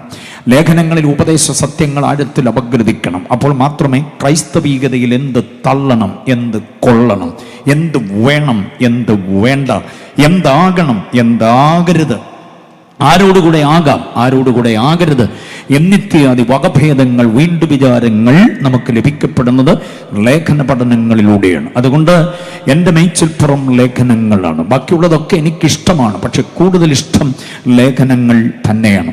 ദൈവസഭയുടെ ഭാവി പ്രത്യാശ പുനരാഗമിക്കുന്ന കർത്താവിനോടൊപ്പമുള്ള കൂടിച്ചേരലാണ്. അതിന് നമ്മളെ പ്രാപ്തമാക്കുന്ന ഉപദേശ സത്യങ്ങൾ വാരി നിറച്ചിട്ടുള്ളത് ലേഖനങ്ങളിലാണ്. വിശേഷിച്ച് എഫെസ്യ ലേഖനം, കൊലോസ്യ ലേഖനം, ഫിലിപ്പിയ ലേഖനം തുടങ്ങിയുള്ള കരഗ്രഹ ലേഖനങ്ങൾ ഗംഭീരമാണ്. ഉപദേശപരമായ ലേഖനങ്ങൾ എന്ന് പറയുന്നത് പലതും വേറെയുണ്ട്. എന്നാൽ എഫെസ്യ ലേഖനത്തിന് പ്രത്യേകത കൊടുത്തിരിക്കുന്ന ലേഖനങ്ങളുടെ രാജ്ഞി പദമാണ് എന്ന് നാം അറിയണം. റാന്നിയിൽ, ലേഖനങ്ങളുടെ റാണിയിൽ നിന്നൊരു വാക്യം വായിക്കുന്നതിൽ സന്തോഷമുണ്ട്. 1:12 മറക്കരുത്. ക്രിസ്തുവിൽ ആശ വെച്ചവരായ നാം. ലോകത്തിൽ നിരവധി അനവധി യുഗപ്രഭാവന്മാരുണ്ട്. മുമ്പേ നമ്മൾ കേട്ട അലക്സാണ്ടർ അടക്കമുള്ള ഉരുക്കുമുഷ്ടി കൊണ്ട് ഉലകം ചമയ്ക്കാൻ വ്യഗ്രപ്പെട്ട യുദ്ധ കൊതിയന്മാരായ ആളുകൾ ധാരാളം പേരുണ്ട്. മനുഷ്യ മനസ്സുകളിലേക്ക് വിപ്ലവം വിതച്ചിട്ടവരെ രണാങ്കണത്തിലേക്ക് ഇറക്കിയ വമ്പൻ താരങ്ങൾ വേറെയുണ്ട്. ഒട്ടനവധി പ്രമുഖരായിരിക്കുന്ന പ്രവാചക വരീണ്യന്മാർ, പിതാമഹന്മാർ, ന്യായാധിപ ശ്രേഷ്ഠന്മാർ, രാജപ്രമുഖന്മാർ, എന്തുവേണ്ട അനവധി നിരവധി ആളുകൾ. സാഹിത്യരംഗത്ത് വമ്പൻ താരങ്ങൾ ഒത്തിരി പേരുണ്ട്. പക്ഷേ അവരിലൊന്നും വലുതായിട്ട് ആശിച്ചിട്ട് കാര്യമില്ല. ആശ വയ്ക്കുന്നവൻ നിരാശപ്പെട്ടു പോകാതിരിക്കാൻ ഒരേ ഒരാളിനെ ഇന്ന് രാത്രി ഒരേ ഒരു ഔന്നത്യത്തെ ഇവിടെ ഉയർത്തുന്നു. അത് വേറെ ആരുമല്ല, ക്രിസ്തു യേശു തന്നെയാണ്. Price the Lord. ഈ ക്രിസ്തുവിനെ കുറിച്ച് 6 വിചാരങ്ങൾ എഫെസ്യ ലേഖനം 6 അധ്യായത്തിൽ ഞാൻ ഒന്ന് തൊട്ടുവിടാം. അത് പഠിക്കണം. കൂടി വന്നിട്ടുള്ള ഈ പന്തലിൽ കൂടിയിരിക്കുന്ന മുഴുവൻ ആളുകളും ദൈവമക്കൾ, ദൈവവചന ബോധമുള്ളവരാണ് എന്ന വസ്തുത ഞാൻ തിരിച്ചറിയുന്നു. Price the Lord. ഈ നാടും ആത്മബോധമുള്ളൊരു നാടാണ് എന്ന വസ്തുത അന്വേഷണത്തിൽ അറിയാൻ കഴിഞ്ഞിട്ടുണ്ട്. പാസ്റ്റർ രാജുമേത്ര അടക്കം ഇവിടെ പലരും എന്നോട് ഈ ദേശത്തിന്റെ ഒരു പൾസ് പറയുകയുണ്ടായി. ഹൈന്ദവ സഹോദരങ്ങളുണ്ട്, ഇസ്ലാം സഹോദരങ്ങളുണ്ട്, മറ്റു തര പ്രിയപ്പെട്ടവരൊക്കെ ഉണ്ടെങ്കിലും ക്രിസ്തു ക്രിസ്തു എന്ന് പറയുന്ന ഔന്നത്യത്തോട് വിധേയത്വമുള്ള, വിനയമുള്ള, എളിമയുള്ള ക്രിസ്തുവിനെ നിരുപാധികം അംഗീകരിക്കാൻ മനസ്സുള്ള ഒരുപറ്റം ആളുകൾ, സുവിശേഷത്തോട് വിരോധ മനോഭാവമില്ലാത്ത, സുവിശേഷവുമായി ബന്ധപ്പെട്ട ആത്മീയ ഗീതങ്ങൾ പാടുകയും അത് ആസ്വദിക്കുകയും ഒക്കെ ചെയ്യുന്ന നിരവധി പേരിവിടെയുണ്ട്. അങ്ങനെയാണെങ്കിൽ ഈ യോഗത്തിൽ ഇതിന്റെ ശബ്ദ സംവിധാനം ക്രമീകരിച്ചിരിക്കുന്നത് മഴയും കൂടെ പെയ്തു തോർന്നതുകൊണ്ട് ബഹുദൂരം ഇതിന്റെ ശബ്ദം മെച്ചമായി കേൾക്കാൻ സജ്ജമാക്കിയ ഉച്ചഭാഷണിയുണ്ട്. അങ്ങനെ വീടുകളിലും വീഥികളിലും ഒക്കെയായി ശ്രവിക്കുന്ന പ്രിയപ്പെട്ടവർക്കും കൂടെ ഒരു കാര്യം ഞാൻ തുറന്നു പറയുകയാണ്. ആശ വച്ചാൽ നിരാശപ്പെട്ടു പോകേണ്ടാത്ത ഒരേ ഒരുവനെ ഉള്ളൂ, അത് സാക്ഷാൽ ക്രിസ്തു യേശുവാണ്. സർവശക്തനായ, സർവജ്ഞാനിയായ, സർവവ്യാപിയായ, സർവാധികാരിയായ, നിത്യനായ, മാറ്റമില്ലാത്തവനായ, അത്യുന്നതനായ, സൽഗുണസമ്പൂർണനായ, മഹോന്നതനായ, മഹത്വ സിംഹാസനസ്ഥനായ, വീണ്ടെടുപ്പുകാരനായ, ഏകരക്ഷകനായ, ഏകദൈവമായ, ഏക കർത്താവായ, ഏക മധ്യസ്ഥനായ, ഏക ആരാധ്യനായ, ഏക നായകനായ, ഏക യോഗ്യനായ, ഏക എന്ന് പറയാവുന്ന ആ പദം ചേർത്ത് പറയാൻ 1000 വിശേഷതകളുള്ള ഒരേ ഒരുവനെ ഉള്ളൂ, അത് സാക്ഷാൽ ക്രിസ്തു യേശുവ. അത് സമ്മതിക്കുന്ന പ്രിയപ്പെട്ടവർ എത്ര പേരുണ്ട്? ആ ക്രിസ്തുവിൽ നാം ആശ വയ്ക്കുന്നു. ആ ആശ വയ്ക്കാനുള്ള കാരണം എഫെസ്യ ലേഖനത്തിലെ 6 അധ്യായങ്ങളിലെ 6 വാക്യങ്ങളൊന്ന് ഞാൻ പറഞ്ഞോട്ടെ. അതിനെ മനസ്സിലൊന്ന് കരുതിക്കോണം. കഴിയുമെങ്കിൽ പേപ്പർ തുണ്ടുണ്ടെങ്കിലൊന്ന് കുറിച്ചോണം. അതല്ലെങ്കിൽ മനസ്സിന്റെ ചെപ്പിൽ അതിനെ വിട്ടുകളയാതെ കത്തോണേ. ഒന്നാമത്തെ സംഗതി, എഫെസ്യ ലേഖനം 1-ാം അധ്യായം അതിന്റെ 20 മുതൽ 23 വരെയുള്ള വാക്യങ്ങളിൽ ആധിപത്യം വഹിക്കുന്ന ക്രിസ്തു, അതീശത്വമുള്ള ക്രിസ്തു, മരിച്ചവരുടെ ഇടയിൽ നിന്നവനെ ഉയർത്തെഴുന്നേൽപ്പിച്ചിട്ട് സകല ശക്തികൾക്കും അധികാരത്തിനും കർത്തൃത്വത്തിനും വാഴ്ചകൾക്കും അത്യന്തം മീതെ ഇരുത്തിയിട്ട് 22-ാം വാക്യം പറയുന്നു, സകലതും അവന്റെ കൽക്കീഴേ ആയിട്ട്. ആശയം തീരാഞ്ഞിട്ട് പൗലോസ് പിന്നെയും പറയുക, സകലത്തിനും മീതെ അവനെ തലയാക്കിയിരിക്കുന്നു. ഇതെല്ലാം കൂടെ ചേർത്ത് പറയുകയാണ്, ക്രിസ്തു ആധിപത്യം വഹിക്കുന്ന ക്രിസ്തുവാണ്. സമ്മതിക്കുന്നവർ എത്ര പേരുണ്ട്? സകല വാഴ്ചകൾക്കും അധികാരത്തിനും ക്രിസ്തുവിന് മീതെ വേറൊരു ആധിപത്യമില്ലെന്ന് പഠിക്കണം. ഈ മണ്ണ് എന്റേതാണ്, വലിയ കാവ് എന്റേതാണ്, റാന്നി എന്റേതാണ്, ഈ പുഴ എന്റേതാണ്, മലനാടും ഇടനാടും തിടനാടുമൊക്കെ എന്റെ കായ്പിടിയിലെന്നൊക്കെ പറഞ്ഞ് ഊറ്റം കൊള്ളുന്ന വമ്പൻ ശക്തി വേറെ ഉണ്ട്.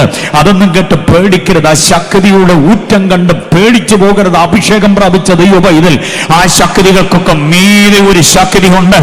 ആ ശക്തികൾക്ക് മീതെ അധികാരമല്ല, പരമാധികാരമുള്ള ക്രിസ്തുവിനെ നാം തിരിച്ചറിഞ്ഞേ പറ്റൂ.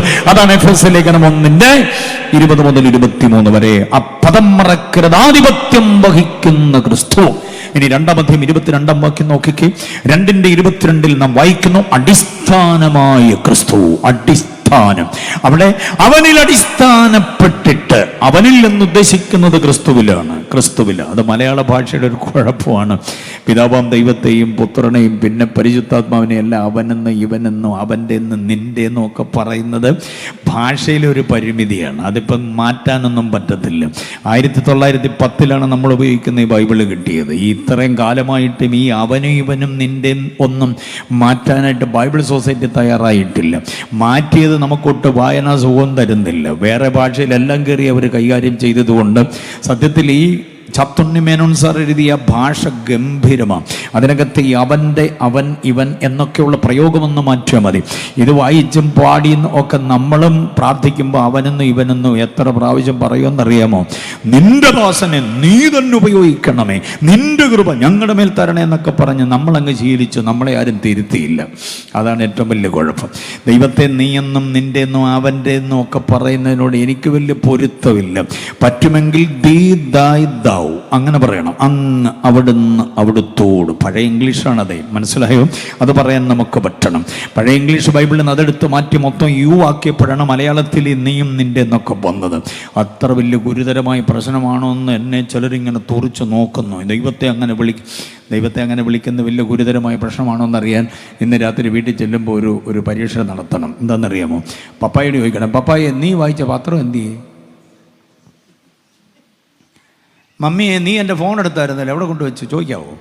അടിയുടെ പെരുന്നാളായിരിക്കും വീട്ടിൽ, മനസ്സിലായല്ലോ. ഇനിയിപ്പോൾ പപ്പയും മമ്മി ആയതുകൊണ്ട് അല്പം കാരുണ്യം കാണിക്കുമായിരിക്കും. ഇവിടുന്ന് വലിയ കാവിലെ കൺവെൻഷൻ കഴിഞ്ഞ് അങ്ങോട്ട് പോകുമ്പോൾ ഇവിടുത്തെ സ്ഥല SI അവിടെ നിൽപ്പുണ്ടടി. ഈ മഴയും പിടിച്ച് രാത്രി നീ എന്നാ ഇവിടെ നിൽക്കുന്നത് ചോദിക്കാവോ? വിവരം അറിയും. പിന്നെ UPF-ൻ്റെ സംഘാടകർ വന്ന് നാളെ രാവിലെ ജാമ്യത്തിൽ ഇറക്കിക്കൊണ്ട് വരേണ്ടി വരും. ഓക്കെ. അപ്പം ഈ നീയും നിൻ്റെയൊക്കെ എവിടെ ഉപയോഗിക്കണം നമുക്ക് നല്ല ബോധമുണ്ട്. പ്രാർത്ഥനയിലും ആരാധനയിലും മാത്രം നമുക്ക് ഈ ബോധമൊന്നുമില്ല. നീ മാത്രം മതി എന്നൊക്കെ പറയും. ശ്വാസം വലങ്ങിയ പോലെ നിൽക്കുന്ന കണ്ടിട്ടുണ്ടോ? പ്രൈസ് ആൻഡ് വർഷിപ്പിൻ്റെ നേരത്ത് പാട്ടിനകത്ത് മൊത്തം നീയും ഓക്കെ, നീയും അവൻ്റെയും ഇവൻ്റെയും ഒക്കെ എല്ലാം അങ്ങേ മഹത്വത്തിനായി. അതെനിക്ക് ഭയങ്കര ഇഷ്ടമാണ്. എല്ലാം അങ്ങേ പുകഴ്ചയ്ക്കുമായി. ആ രണ്ട് വരി ഗംഭീരമാണ്. അടുത്ത വരി നിന്റെ പേരിൽ അവിടെ പോയി തരികട തിത്തയിന്ന് താഴെ പോയി. അപ്പം ഇങ്ങനെയൊക്കെയാണ് നമ്മുടെ ഭാഷയിൽ ദൈവവുമായിട്ടുള്ള നമ്മുടെ ഭാഷാപരമായ ബന്ധം. പോട്ടെ, ഇവിടെ അവനിൽ അടിസ്ഥാനപ്പെട്ടിട്ടെന്ന് പറയുന്നത് ക്രിസ്തുവിൽ അടിസ്ഥാനപ്പെട്ട് എന്ന് പറയും. ക്രിസ്തുവിൽ അടിസ്ഥാനപ്പെട്ടിട്ട് ആത്മാവിനാൽ ദൈവത്തിന് നിവാസമാകേണ്ടതിന് നമ്മെ പണിതു വരുന്നു. പരിശുദ്ധ തൃത്വം ഒരുമിച്ച് നിൽക്കുന്ന ഗംഭീരമായ ഒരു തട്ടകമാണ്, ഒരു വാക്യമാണത്. തൃത്വപ്രദർശനം, തൃത്വപ്രത്യക്ഷത, തൃത്വവിലാസം, തൃത്വ സംയോജനം, തൃത്വപ്രകടനം ഒക്കെ വളരെ വ്യക്തമാക്കിയിരിക്കുന്ന ഒത്തിരി വാക്യങ്ങളിൽ ഒരെണ്ണമാണ് എഫേസ്യർ 1:22. ക്രിസ്തുവിൽ അടിസ്ഥാനപ്പെടുന്നു. അപ്പോൾ അടിസ്ഥാനം ക്രിസ്തുവിലാ. അത് വ്യക്തിത്വത്തിൻ്റെയും സഭയുടെയും എല്ലാം UPF ക്രിസ്തുവിൽ അടിസ്ഥാനപ്പെട്ട് തുടങ്ങിയതാണല്ലോ. ഇതിന്റെ വാർഷിക യോഗത്തിൽ നാം കേൾക്കണം, ക്രിസ്തുവിൽ അടിസ്ഥാനപ്പെടണം. കീശയിൽ കാശുള്ള, റുപ്പീസുള്ള, റിയാൽ, ദീർഘം, ധനംസ്, ഡോളർ, യൂറോ, പൗണ്ടുള്ള ഏതെങ്കിലും സാമ്പത്തിക പ്രമാണിയിൽ അടിസ്ഥാനപ്പെട്ടുകൊണ്ടല്ല. പിന്നെ മസ്തിഷ്കത്തിൽ ഒട്ടനവധി ആശയങ്ങളുടെ ഗംഭീരതകളുള്ള നിരവധി ആളുകളിൽ അടിസ്ഥാനപ്പെട്ടുകൊണ്ട് പലതും തുടങ്ങിയതെല്ലാം പൊട്ടിപ്പാളീസായിട്ടുണ്ട്. പക്ഷെ ക്രിസ്തുവിൽ അടിസ്ഥാനപ്പെട്ടതെല്ലാം നിലനിൽക്കുന്നുണ്ട്. ദൈവസഭയുടെ അടിസ്ഥാനം എന്ന് പറയുന്നത് ഓവർസിയറും സെൻട്രൽ ചെയർമാനും ഒന്നുമല്ല. ദൈവസഭയുടെ അടിസ്ഥാനം ക്രിസ്തു തന്നെയാണ്. എത്ര പേര് വിശ്വസിക്കുന്നുണ്ട്? മെത്രാപ്പോലീത്തായുണ്ട്, പിന്നെ പോപ്പുണ്ട്, ബിഷപ്പുമാർ ഇഷ്ടം പോലെയുണ്ട്. പക്ഷേ അടിസ്ഥാനം ക്രിസ്തുവാണെന്ന് നാം അറിയണം. അതാണ് 1:22. അപ്പൊ 1 ആധിപത്യമുള്ള ക്രിസ്തു, 2 അടിസ്ഥാനമായ ക്രിസ്തു. മൂന്നാമത് കേട്ടോ, 3:17 വാക്യം ആധിവാസം ചെയ്യുന്ന ക്രിസ്തു. ആധിവാസം ചെയ്യുന്ന ക്രിസ്തു. 3:17 ക്രിസ്തു നിങ്ങളുടെ ഉള്ളിൽ എന്തോ ചെയ്യണമെന്ന് അധിവസിക്കണമെന്ന് പറയുന്നു. ക്രിസ്തു ഉള്ളിൽ അധിവസിക്കുന്ന എത്ര പേർക്ക് ഉറപ്പുണ്ട്? അവര് കർത്താവിനെ ഒന്ന് സ്തുതിച്ച് ആമേൻ. ക്രിസ്തു നമ്മുടെ ചില്ലുകൂട്ടിനകത്തോ, നമ്മുടെ മദ്ബഹായിക്കകത്തോ, നമ്മുടെ വീട്ടിനകത്ത് പ്രയർ റൂമിനകത്തോ മാത്രമല്ല, ക്രിസ്തു നമ്മുടെ അകത്ത് വസിക്കണം. ക്രിസ്തു വസിക്കുന്ന മന്ദിരങ്ങളായി നമുക്ക് ജീവിപ്പാൻ കഴിയണം. കയ്യുയർത്തി സ്വോത്രമൊക്കെ പറഞ്ഞതിന് വളരെ നന്ദിയുണ്ട്. ക്രിസ്തു അകത്തുണ്ടെന്നുള്ളത്. പക്ഷെ കേട്ടോണം, ഒരു കാര്യം കൂടെ ഞാൻ തുറന്നു പറയാം. വലിയ കാവിനോട് ഒരു വലിയ കാര്യം പറയാം. എന്താണെന്നറിയാമോ? കുശുമ്പ, കുന്നായ്മ, ഈർഷ്യ, പക, പിണക്കം, വിമർശനം, വിരോധം, വിദ്വേഷം, വിഭാഗീയത, ധാർഷ്ട്യം, ധിക്കാരം, താൻപോരിമ, അഹന്ത, അഹങ്കാരം, ഇതൊക്കെ അകത്തുണ്ട്. ക്രിസ്തു അകത്തുണ്ടാകത്തില്ല. ഇതൊന്നും ഇല്ലാത്തവന്റെ ഉള്ളിൽ ആ ക്രിസ്തു വസിക്കുന്നു.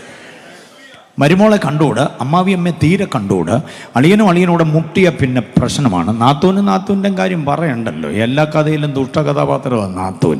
അമ്മാവിയമ്മ അതേപോലെ. ചേട്ടനും അനിയനും, അനിയത്തിയും, പിന്നെ ചേട്ടത്തിയും, പിന്നെ ആങ്ങളും പെങ്ങളും ഒക്കെ തമ്മിൽ അങ്ങോട്ടും ഇങ്ങോട്ടും വൈരുദ്ധ്യതയും വിഭാഗികതയും പിണക്കവും അതിർത്തി തർക്കവും വല്ലാത്ത ഈഗോയുമാണെങ്കിൽ ക്രിസ്തു അകത്ത് വസിക്കത്തില്ല എന്ന് നാം അറിയണം. 3:17 വളരെ ഗംഭീരമായൊരു വാക്യമാണ്. ക്രിസ്തു അധിവാസം ചെയ്യണം നമ്മുടെ അകത്ത്. Price the Lord. ക്രിസ്തുവിനെ അധിവസിപ്പിക്കുവാൻ കഴിയുന്ന സുതാര്യമായ, സുദൃഢമായ, സുശക്തമായ ഒരാത്മീയതയ്ക്ക് നമ്മൾ ഉടമകളായി മാറണം. Price the Lord. ജനപ്രതികൾ നമ്മോടൊപ്പം ഉണ്ടല്ലോ. മാഡം, പ്രിയ സാറ് കൂടെ കേൾക്കാൻ വേണ്ടി ഞാൻ പറയുക, ജനക്ഷേമപരമായ പ്രവർത്തനങ്ങളിലൊക്കെ ഏർപ്പെടുമ്പോഴും നിങ്ങൾ കൂടുതൽ പ്രശോഭിതരായി മാറുന്നത് ക്രിസ്തുവിനെ അകത്ത് വഹിക്കുമ്പോഴാണ്. ക്രിസ്തു ചൈതന്യത്തോടുകൂടെ ജനങ്ങളുമായിട്ട് ഇടപെടുമ്പോഴുണ്ടാകുന്ന ഒരാത്മിക ആന്തോളനം ജനം അനുഭവിക്കും. അതാണ് ഏറ്റവും പ്രധാനം. അത് കർത്താവ് സാധ്യമാക്കണം. ഇവിടെ ഇരിക്കുന്ന മുഴുവൻ ആളുകളുടെയും അകത്ത്, ഞാനടക്കം എല്ലാവരുടെയും അകത്ത് ക്രിസ്തു വസിക്കണം. അതാണ് ഫിലിപ്പർ 1:20 പൗലോസ് പറയുന്നത്, ഞാൻ ഒന്നിനും ലജ്ജിച്ചു പോകാതെ പൂർണ്ണ ധൈര്യം കൊണ്ട് ക്രിസ്തു എന്റെ ശരീരത്തിൽ ജീവനാലാകട്ടെ മരണത്താലാകട്ടെ എപ്പോഴും എന്ന പോലെ ഇപ്പോഴും മഹിമപ്പെടുകയുള്ളൂ എന്ന് പ്രതീക്ഷിക്കുകയും പ്രത്യാശിക്കുകയും ചെയ്യുന്നു. എന്ന് പറഞ്ഞാൽ എന്താണെന്നറിയാമോ? വലിയ കാവ് വഴിയോ ചെറിയ കാവ് വഴിയോ ഇങ്ങനെ നടന്നു പോകുന്ന വഴിക്ക് മറ്റുള്ളവർ ചോദിക്കണം. നമ്മുടെ വിനയം, എളിമ, താഴ്മ, സൗമ്യത, ശാന്തത, ശാലീനത, നൈർമല്യത, നിഷ്കളങ്കത ഒക്കെ കണ്ടിട്ട്, നമ്മുടെ സഹന ത്യാഗ മനോഭാവം കണ്ടിട്ട് അവർ ചോദിക്കണം, ആർ യു ജീസസ്? നിങ്ങളാണോ യേശു എന്ന് ചോദിക്കണം. അതാണ് ക്രിസ്തു നമ്മുടെ ഉള്ളിലുണ്ടെങ്കിൽ. സോദരം ഒന്നും പറയുന്നില്ലല്ലോ ആരും. മിസൈൽ വരാൻ പോകുന്നൊക്കെ സാറ് പറഞ്ഞിട്ട് പേടിച്ചിരിക്കണോ?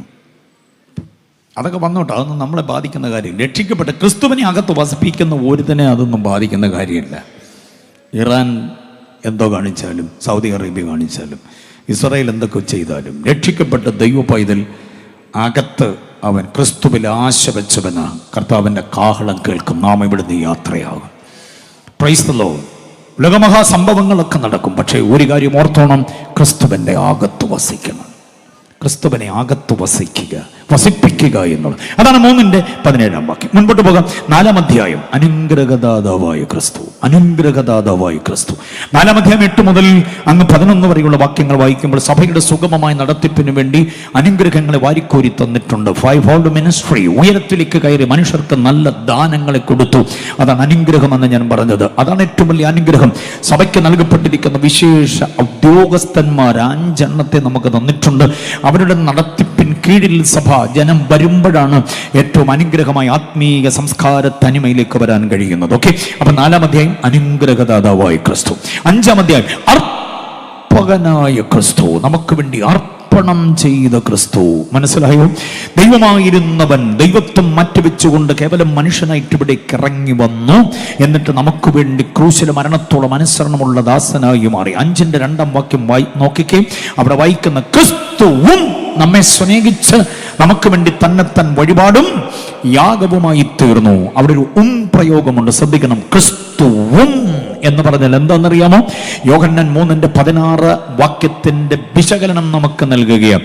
ആരും നശിച്ചു പോകാതിരിക്കാൻ ദൈവം അവനെ നൽകുവാൻ തക്കവണ്ണം ലോകത്തെ സ്നേഹിച്ചു. ആര്? പിതാവാം ദൈവം ലോകത്തെ സ്നേഹിച്ചു. അപ്പൊ പിതാവ് മാത്രമല്ല നമ്മെ സ്നേഹിച്ചത്, ക്രിസ്തുവും നമ്മെ സ്നേഹിച്ചു. പുത്രനും നമ്മെ സ്നേഹിച്ചു. എത്ര പേർക്ക് മനസ്സിലായി ഞാൻ പറഞ്ഞ കാര്യം? പിതാവിന്റെ സ്നേഹം മാത്രമല്ല, പുത്രനും നമ്മെ സ്നേഹിച്ചു. ഇനി ശ്രദ്ധിച്ചു നോക്കിക്കേ. പിതാവാം ദൈവം നമ്മൾ നശിച്ചു പോകാതിരിക്കാൻ തന്റെ പുത്രനെ നമുക്ക് വേണ്ടി നൽകി തന്റെ സ്നേഹം പ്രകടമാക്കി. പക്ഷെ പുത്രൻ നമ്മെ സ്നേഹിച്ചിട്ട് എന്തോ നൽകിയെന്നറിയാമോ? തന്റെ പ്രാണൻ നമുക്ക് വേണ്ടി നൽകി തന്നു. അതാണ് 5-ന്റെ 2-ാം വാക്യം. ഓക്കെ, ഒന്നുകൂടെ ഞാൻ ആവർത്തിക്കാം. പിതാവ് നമ്മെ സ്നേഹിച്ച് തന്റെ പുത്രനെ നമുക്ക് വേണ്ടി നൽകി. പുത്രൻ നമ്മെ സ്നേഹിച്ച് തന്റെ പ്രാണൻ നമുക്ക് വേണ്ടി നൽകി. അതാണ് അർപ്പകനായ ക്രിസ്തു. അത് 5-ന്റെ 2-ാമത് വാക്യത്തിൽ നമുക്ക് വായിപ്പാൻ കഴിയുന്നുണ്ട്. വരാൻ പോവുകയാണ് ഈസ്റ്റർ. ഏപ്രിലിൻ്റെ അനുഗ്രഹീതമായ ഒരു അനുഭവവും ധ്യാനവും ഒക്കെയാണല്ലോ ഈസ്റ്റർ എന്ന് പറയുന്നത്. ഓർത്തുകൊള്ളണം, ഈസ്റ്ററിൻ്റെ കാലവും കണക്കും അതിൻ്റെ കൃത്യതയും ബൈബിളികമായ അതിൻ്റെ തെളിവുകളിലേക്കൊന്നും ഞാൻ പോകാൻ ആഗ്രഹിക്കുന്ന സമയമില്ലാത്തതുകൊണ്ടെങ്കിലും ക്രിസ്തുവിൻ്റെ സഹനത്യാഗങ്ങളെക്കുറിച്ച് ചിന്തിക്കുമ്പോൾ ഈ 5-ന്റെ 2 മറന്നു പോകരുത്. എഫെസ്യർ 5-ന്റെ 2. ക്രിസ്തുവും നമ്മെ സ്നേഹിച്ച് തന്നെത്താൻ നമുക്ക് വേണ്ടി എന്തോ ചെയ്തു? ദൈവത്തിന് സൗരഭ്യവാസനയായി വഴിപാടും യാഗവുമായി അർപ്പണം ചെയ്തു. ദൈവമക്കൾ ശ്രദ്ധിക്കണം. ഗത്സമനയിലെ ക്രിസ്തു, ഗബ്ബഥായിലെ ക്രിസ്തു, ഗോൽഗോഥായിലെ ക്രിസ്തു. ഗത്സമനയിലെ പച്ചമണ്ണിൽ വീണുകിടന്ന് പ്രാർത്ഥിച്ച ക്രിസ്തു, ഗബ്ബഥ എന്ന് പറയുന്ന റോമൻ പ്രൊക്കുറേറ്റർ ആയിരുന്ന പീലാത്തോസിന്റെ പ്രിട്ടോറിയം, അവിടെ നമുക്ക് വേണ്ടി തകർക്കപ്പെട്ട ക്രിസ്തു.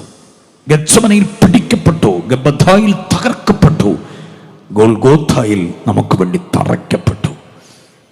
നമുക്ക് വേണ്ടി അർപ്പണം ചെയ്ത ക്രിസ്തുവിനെ മറക്കരുത്. സ്തോത്രം. പുറമടിച്ചൊടുവജാല് പോലെ കയറി തലതല്ലി പൊളിക്കപ്പെട്ടു. മുഖത്ത് മുഷ്ടി ചുരുട്ടി കുത്തി, മുഖത്തേക്ക് അവർ കാർക്കിച്ച് തുപ്പി, വടി കൊണ്ട് മുഖത്ത് അവരാഞ്ഞടിച്ചു, ചെകിട്ടത്ത് വടി കൊണ്ടടിച്ചു. എത്ര ദയനീയമെന്നറിയാമോ? വലിയ കവനോട് ഞാനൊരു ചോദ്യം ചോദിച്ചോട്ടെ, മുഖത്ത് തുപ്പിയിട്ടാണോ അടിച്ചത്, അടിച്ചിട്ട് തുപ്പിയോ? എന്തൊരു മൗനം! അതിനെക്കുറിച്ച് ചിന്തിച്ചിട്ടേ ഇല്ല. യേശുവിൻ്റെ മുഖത്ത് അവർ തുപ്പിയിട്ട് അടിച്ചോ, അടിച്ചിട്ട് തുപ്പിയോ? ഈ തുപ്പോ എന്നൊക്കെ പറഞ്ഞാൽ വെറുതെ ഉമിനീര് കൊണ്ട് തുപ്പുകയായിരുന്നില്ല, വെറുപ്പിൻ്റെ തുപ്പല്ല, അകത്തൊന്ന് കട്ടക്കാഭം എടുത്ത് മുഖത്തേക്ക് തുപ്പുകയായിരുന്നു. അങ്ങനെ തുപ്പിയ ആ കഫവും തുപ്പലും കൂടെ മുഖത്ത് ഒട്ടി വഴിഞ്ഞ് താഴെ കൊഴുകുമ്പം ആ മുഖം വൃത്തിഹീനമാണ്. ഇനി ആരെങ്കിലും കൈകൊണ്ടടിച്ചാൽ അവൻ്റെ കയ്യിലത് പറ്റില്ലേ? അപ്പോൾ പിന്നെ മുഖത്തടിച്ചു എന്ന് പറയുന്നത് തുപ്പുന്നതിന് മുമ്പായിരിക്കുമോ തുപ്പിക്കഴിഞ്ഞാണോ? തുപ്പിക്കുന്നതിന് മുമ്പായിരിക്കുമെന്നാണ് എല്ലാവരും പൊതുവെ പെറുപെറുക്കുന്നുണ്ട്. അങ്ങനെ പക്ഷേ തുപ്പിക്കഴിഞ്ഞാൽ അടിക്കുന്നേ. അതെന്തുകൊണ്ട് അടിച്ചെന്നുള്ളതാണ് പ്രശ്നം. തുപ്പിക്കഴിഞ്ഞിട്ട് അവർ കൈകൊണ്ടടിച്ചോ അതോ മറ്റെന്തെങ്കിലുമാണോ? മീഖാ പ്രവചനം 5-ാം അധ്യായം 1 മറക്കരുത് ഒരിക്കലും. മീഖാ 5-ന്റെ 1. ഇസ്രായേലിന്റെ ന്യായാധിപതി അവർ വടികൊണ്ട് ചെകുട്ടത്തടിച്ചു. വടി കൊണ്ടാണ് ചെകിട്ട് തടിച്ചത്. മീഖാഞ്ചിൻ്റെ ഒന്നൊരിക്കലും മറക്കല്ലേ. വടി കൊണ്ട് ചെകിട്ട് തടിച്ചു. വടി കൊണ്ട്, കൈ കൊണ്ട് ചെകിട്ട് തടിച്ചാൽ തന്നെ കവള് വീങ്ങത്തില്ലേ, തിണർക്കത്തില്ലേ, ചുവക്കത്തില്ലേ. അപ്പം വടി കൊണ്ട്, വെട്ടി ഒതുക്കിയ വടിയല്ല, വഴി കിടന്നൊരു മുണ്ടത്തടിയെടുത്ത് അടിക്കുകയായിരുന്നു. കവളല് പൊട്ടിപ്പോവും, അണപ്പല്ല് സെറ്റോട് തകരും. വടിയുടെ അറ്റമങ്ങാണം കാതിൽ കൊണ്ടാലുണ്ടല്ലോ ഇയർ ഡ്രം പൊട്ടിപ്പോവും. കണ്ണിലെങ്ങാണം കൊണ്ടാൽ കൺമണി കലങ്ങിപ്പോവും. അടി പലതും കൊണ്ടിട്ട് തിണർത്തു വീങ്ങിയ മുഖവുമായി നിൽക്കുമ്പോൾ വേറൊരു പ്രവാചകൻ നോക്കിയിട്ട് പറയുന്നു, കണ്ടാൽ ആളല്ല എന്ന് തോന്നുമാർ. യേശുവിനെ നമാശിക്കുന്നത്, എന്നെ മാന്യനാക്കേണ്ടതിന് വേണ്ടി, എന്നെ ഹീനാവസ്ഥയിൽ നിന്ന് മാന്യനാക്കേണ്ടതിന്, എൻ്റെ പാപത്തിൻ്റെ പരിഹാരത്തിന് വേണ്ടി നിത്യനരകത്തിലേക്ക് മാർച്ച് ചെയ്തുകൊണ്ടിരുന്ന എന്നെ നിത്യസൗഭാഗ്യത്തിലേക്ക് ദൈവോന്മുഖനാക്കേണ്ടതിന് വേണ്ടി അനുഭവിച്ച വ്യഥകൾ, അതാണ് 5:2 അർപ്പകനായ ക്രിസ്തുവെന്ന് ഞാൻ പറഞ്ഞത്. മറന്നു പോകരുത്. ഒരപ്പം കയ്യിലെടുത്തിട്ട് സ്തോത്രം ചൊല്ലി നുറുക്കുന്ന നേരത്ത് കണ്ടിട്ടുണ്ടോ ദൈവദാസന്മാരുടെ കൈ വിറയ്ക്കുന്നത്? ശുശ്രൂഷയിൽ പരിചയമില്ലാഞ്ഞിട്ടല്ല. ഗത്സമനെയും ഗബ്ബഥയും ഗോൽഗോത്തായും മനസ്സിൽ തിക്കുമുട്ടലുണ്ടാക്കുമ്പോൾ അറിയാതെ കൈ വിറച്ചു പോകുന്നതാണ്. ഏറിയ വർഷങ്ങൾ 10, 35, 45, 50 വർഷങ്ങളായിട്ട് ശുശ്രൂഷ ചെയ്യുന്നവരുടെ കൈ വിറയ്ക്കുന്ന കണ്ടിട്ടുണ്ടോ? ശുശ്രൂഷയിൽ പരിചയമില്ലാഞ്ഞിട്ടല്ല. പിന്നെ ഗത്സമനെ ധ്യാനിക്കുമ്പോൾ, ഗബ്ബഥ ധ്യാനിക്കുമ്പോൾ എനിക്ക് വേണ്ടി സൗരഭ്യവാസനയായി തൻ്റെ ശരീരത്തെ വഴിപാടും യാഗവുമായി അർപ്പണം ചെയ്ത വ്യഥകളെ ഓർക്കുമ്പോൾ ഉണ്ടാകുന്ന ഒരു വേവലാതിയാണ്. അങ്ങനെ കൈവിറയിലൂടെ മുറിച്ചങ്ങോട്ട് തന്ന അപ്പമാണ് ബേക്കറിയിൽ നിന്ന് ബന്നെടുത്ത് കഴിക്കുന്ന പോലെ ചുമ്മാ എടുത്ത് കഴിച്ചിട്ട് അടുത്ത കമ്മിറ്റി കൂടുമ്പോൾ പിന്നെ കാണണം നിലപാട്. UPF കൺവെൻഷൻ ആയതുകൊണ്ടാണ് ഇതൊക്കെ പറയുന്നത്. കൈവിറയിലൂടെ മുറിച്ച് തന്ന അപ്പം കഴിച്ചിട്ട് പിന്നെ ഉണ്ടാക്കി വയ്ക്കുന്ന ഓരോ വിനാശങ്ങൾ എന്നാണെന്നറിയാം. നിംസിലും കിംസിലും മിംസിലും കോസ്മോപോളിറ്റൻ സ്ലീവ മെഡിസിറ്റിയിലും ഒക്കെ റൂം എടുത്ത് താമസിക്കാം. കർത്തൃമേശ കഴിച്ചിട്ട് വല്ലാത്ത വർത്തമാനവും പറഞ്ഞ് കോലുമാലുണ്ടാക്കാൻ, പൊളിറ്റിക്സ് കാണിക്കാനും കസേര കളിക്കാനും ഒക്കെ നിന്നാൽ സ്തോത്രം. അർപ്പണം ചെയ്തവനെ മറന്നു പോവല്ലേ. ആ കാരുണ്യത്തെ മറക്കല്ലേ. സ്തോത്രം. 6-ാം അധ്യായത്തിലേക്ക് വന്നാൽ അമിത ബലദാതാവായ ക്രിസ്തു. അമിത ബലദാതാവ്. 6:10 വാക്യം നോക്കിക്കേ. 6:10 അമിത ബലദാതാവ്. ഒടുവിൽ കർത്താവിലും കർത്താവിൻ്റെ അമിത ബലത്തിലും ശക്തിപ്പെടുവീ. അമിത ബലദാതാവ്. ഞാൻ പറഞ്ഞ 6 കാര്യങ്ങൾ മറക്കരുത്. ഒന്നാമത് പറഞ്ഞത് ആധിപത്യം വഹിക്കുന്ന ക്രിസ്തു. രണ്ടാമത് പറഞ്ഞത് അടിസ്ഥാനമായ ക്രിസ്തു. മൂന്നാമത് പറഞ്ഞത് അധിവാസം ചെയ്യുന്ന ക്രിസ്തു. നാലാമത് പറഞ്ഞത് അനുഗ്രഹദാതാവായ ക്രിസ്തു. അഞ്ചാമത് പറഞ്ഞത് അർപ്പകനായ ക്രിസ്തു. ആറാമത്തേത് അമിത ബലദാതാവാണ്. എന്ന അക്ഷരത്തിൽ ആരംഭിച്ചത് മറക്കാതിരിക്കാനുള്ള ഒരു നയമെന്ന നിലപാടിലാണ്. ഓക്കെ, അത് മറന്നു പോകരുത്. ക്രിസ്തു ആരാണെന്ന് പഠിക്കണം. ഓരോ ലേഖനങ്ങളിലും ക്രിസ്തുവിനെ ഇങ്ങനെ അവതരിപ്പിക്കുന്നുണ്ട്.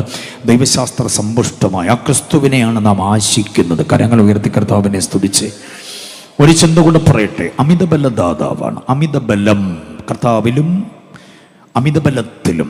കേട്ടോണേ ഒരു കാര്യം കൂടെ. എഫെസ്യ ലേഖനം 1:19 വാക്യം. വിശ്വസിക്കുന്നവർക്ക് വേണ്ടി വ്യാപരിക്കുന്നവന്റെ, ബാക്കി പറ, ശക്തിയുടെ അളവറ്റ വലിപ്പം ഇന്നതെന്ന് നിങ്ങൾ. അപ്പൊ നമ്മിലേക്ക് വ്യാപരിക്കുന്ന എന്തുകൊണ്ട്? ശക്തിയുണ്ട്. എഫെസ്യർ 1:19 ശക്തി എന്ന് പറഞ്ഞിട്ട് 6:10 പറയുന്നത് അമിത ബലം എന്നാണ്. ശക്തി വേറെ, ബലം വേറെയാണ്. Strength and power. ശക്തിയും ബലം ഒന്നാണെന്ന് ചിന്തിക്കരുത്. ശക്തിയും ബലവും 2-2 ഒരു വിശ്വാസിക്ക് ഇത് രണ്ടും ആവശ്യമാണ്. ശക്തി വേണം, അപ്പൊ തന്നെ എന്തോ വേണം? ബലവും വേണം. അതാണ് 68-ാം സങ്കീർത്തനം 35-ാം വാക്യത്തിൽ പറഞ്ഞത്. ഇസ്രായേലിന്റെ ദൈവം തന്റെ ജനത്തിന്, ബാക്കി, ശക്തിയും ബലവും നൽകുന്നു. 68-ന്റെ അവസാന വാക്യമാണ് 35-ാം വാക്യം. ശക്തിയും ബലവും നൽകുന്നു. എന്താണ് ഈ ശക്തിയും ബലത്തിൻ്റെയും പ്രത്യേകത? ഒരു ടിപ്പർ ലോറി ഒന്ന് സങ്കല്പിച്ച് നോക്കിക്കേ. ടൺ കണക്കിന് സാധനം അതിനകത്ത് നമുക്ക് ലോഡ് ചെയ്യാം. അത് തടിയോ കല്ലോ മെറ്റലോ എന്തുമാകട്ടെ, ടൺ കണക്കിന്. എത്ര കയറ്റിയാലും അതിൻ്റെ ചെയ്സ് വളയുന്നില്ല, ബോഡി ഒടിഞ്ഞു പോകുന്നില്ല. എത്ര ടൺ കയറ്റിയാലും അതങ്ങനെ വഹിക്കുകയാണ്. അത് അതിൻ്റെ ബോഡിക്കുള്ള ബലമാണ്. പക്ഷെ നമ്മൾ ലോഡ് ചെയ്തത് വലിയ കാവ്യ വെച്ചോണ്ടിരിക്കാനല്ല. ഇവിടെ നിന്ന് ഇങ്ങനെ പോകണം, പൊന്തമ്പുഴ വഴി കറങ്ങി അങ്ങ് പോകണം അങ്ങ് പെരുമ്പാവൂര് വരെ, അല്ലെങ്കിൽ അതിനുദ്ദിഷ്ട സ്ഥാനം വരെ. ഇത്രയും ടൺ കണക്കിന് സാധനത്തെ വഹിച്ചുകൊണ്ട് കയറ്റം, കയറി ഇറക്കം, ഇറങ്ങി വളവ് തിരിഞ്ഞ് അവിടെ വരെ ചെല്ലാൻ അതിനെന്തോ വേണം? ശക്തി വേണം. എത്ര പേർക്ക് മനസ്സിലായി ഞാൻ പറഞ്ഞ കാര്യം? സകല ലഗേജും വഹിക്കാൻ നമുക്ക് ബലം വേണം. ആ ലഗേജ് എല്ലാം വഹിച്ചുകൊണ്ട് അങ്ങ് അവസാനം വരെ ഓടാൻ നമുക്ക് ശക്തിയും വേണം. അതുകൊണ്ട് ദൈവത്തിന് ഇത് രണ്ടും അറിയാം. അതിനാ ദൈവം നമുക്ക് ശക്തിയും ബലവും നൽകുന്നത്. ചിലർക്ക് ബലമില്ല, ശക്തി ഭയങ്കര, പാട്ടൊക്കെ കൊണ്ട് പാടി ആത്മാവിൽ ആരാധിച്ച് ഭയങ്കര സംഭവങ്ങളൊക്കെ ഉണ്ടാക്കി വയ്ക്കും. പക്ഷെ ഒരൊറ്റ വാക്കിന് മുമ്പിൽ ആകെപ്പാടെ താഴെ പോകും. പാസ്റ്റർ എന്നെ ആരാധനിക്കാൻ വന്നിട്ട് പാസ്റ്റർ എന്നെ നോക്കി സ്തോത്രം പറഞ്ഞില്ലെന്ന്, അതോടെ തീർന്ന ഇടപാട്. പാസ്റ്റർ അച്ഛമ്മാമ്മയുടെ അവിടെ, അന്നമാമ്മയുടെ അവിടെ, തെന്നമാമ്മയുടെ അവിടെ, തകച്ചാൻ്റെ അവിടെയും പോയി, എൻ്റെ വീട്ടിൽ മാത്രം വന്നില്ലെന്ന്, അതോടെ തീർന്ന ഇടപാട്.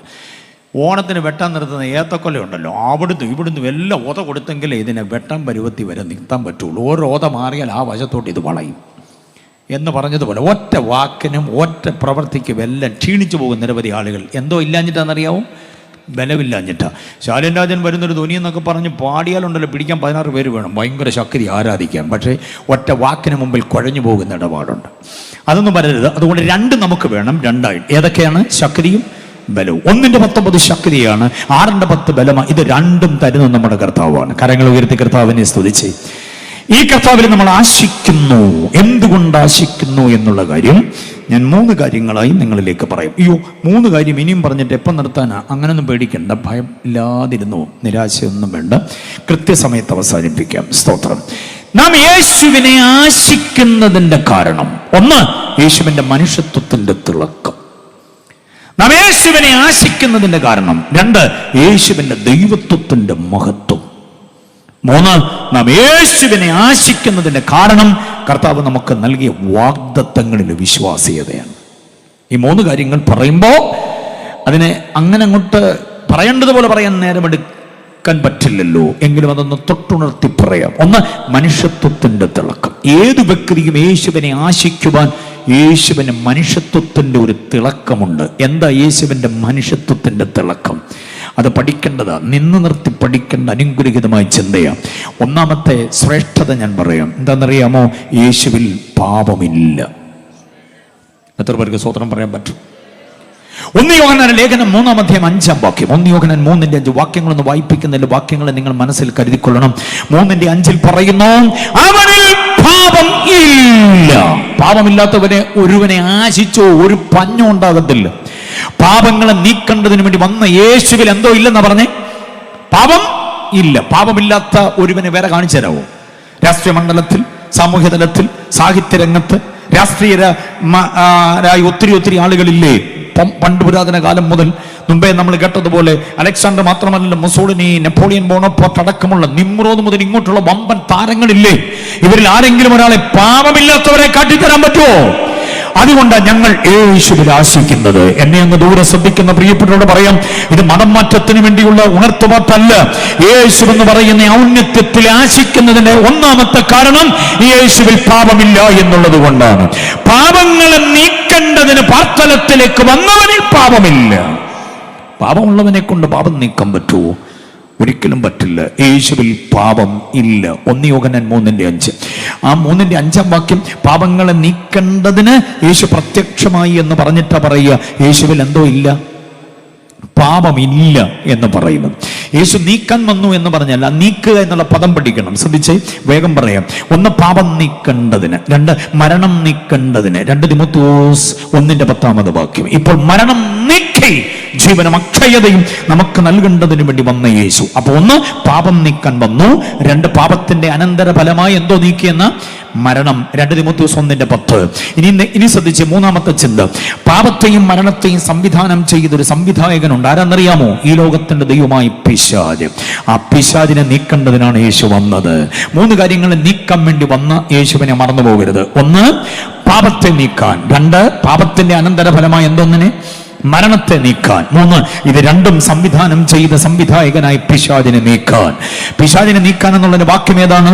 എബ്രായ ലേഖനം 2-ാം അധ്യായം 14-ാമത് വാക്യം. എബ്രായ 2:14 പറയുന്നു, മക്കൾ ജഡരക്തങ്ങളോടുകൂടിയവരാകൊണ്ട് അവനും അവരെ പോലെ ജഡരക്തത്തോടുകൂടിയവനായി തന്റെ മരണത്താൽ മരണത്തിന്റെ അധികാരിയായ പിശാചിനെ എന്തോ ഇതെന്ന് നീക്കി. അപ്പൊ പിശാചിനെ നീക്കി.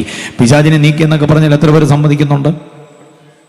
വലിയ കാവിന്ന് നീക്കിയെന്നല്ല, റാന്നിന്ന് നീക്കിയെന്നല്ല, കേരളത്തിൽ നിന്ന് നീക്കിയെന്നല്ല. പിന്നെ എവിടെ നിന്ന് നീക്കിയെന്നാണെന്ന് അറിയാമോ? രക്ഷിക്കപ്പെട്ട ദൈവപൈതന്റെ ജീവിതത്തിൽ തൊന്തരവ് വരുത്താതിരിക്കാൻ മാറെന്ന് പറഞ്ഞിട്ടുണ്ട്. എത്ര പേര് വിശ്വസിക്കുന്നുണ്ട് അക്കാര്യം?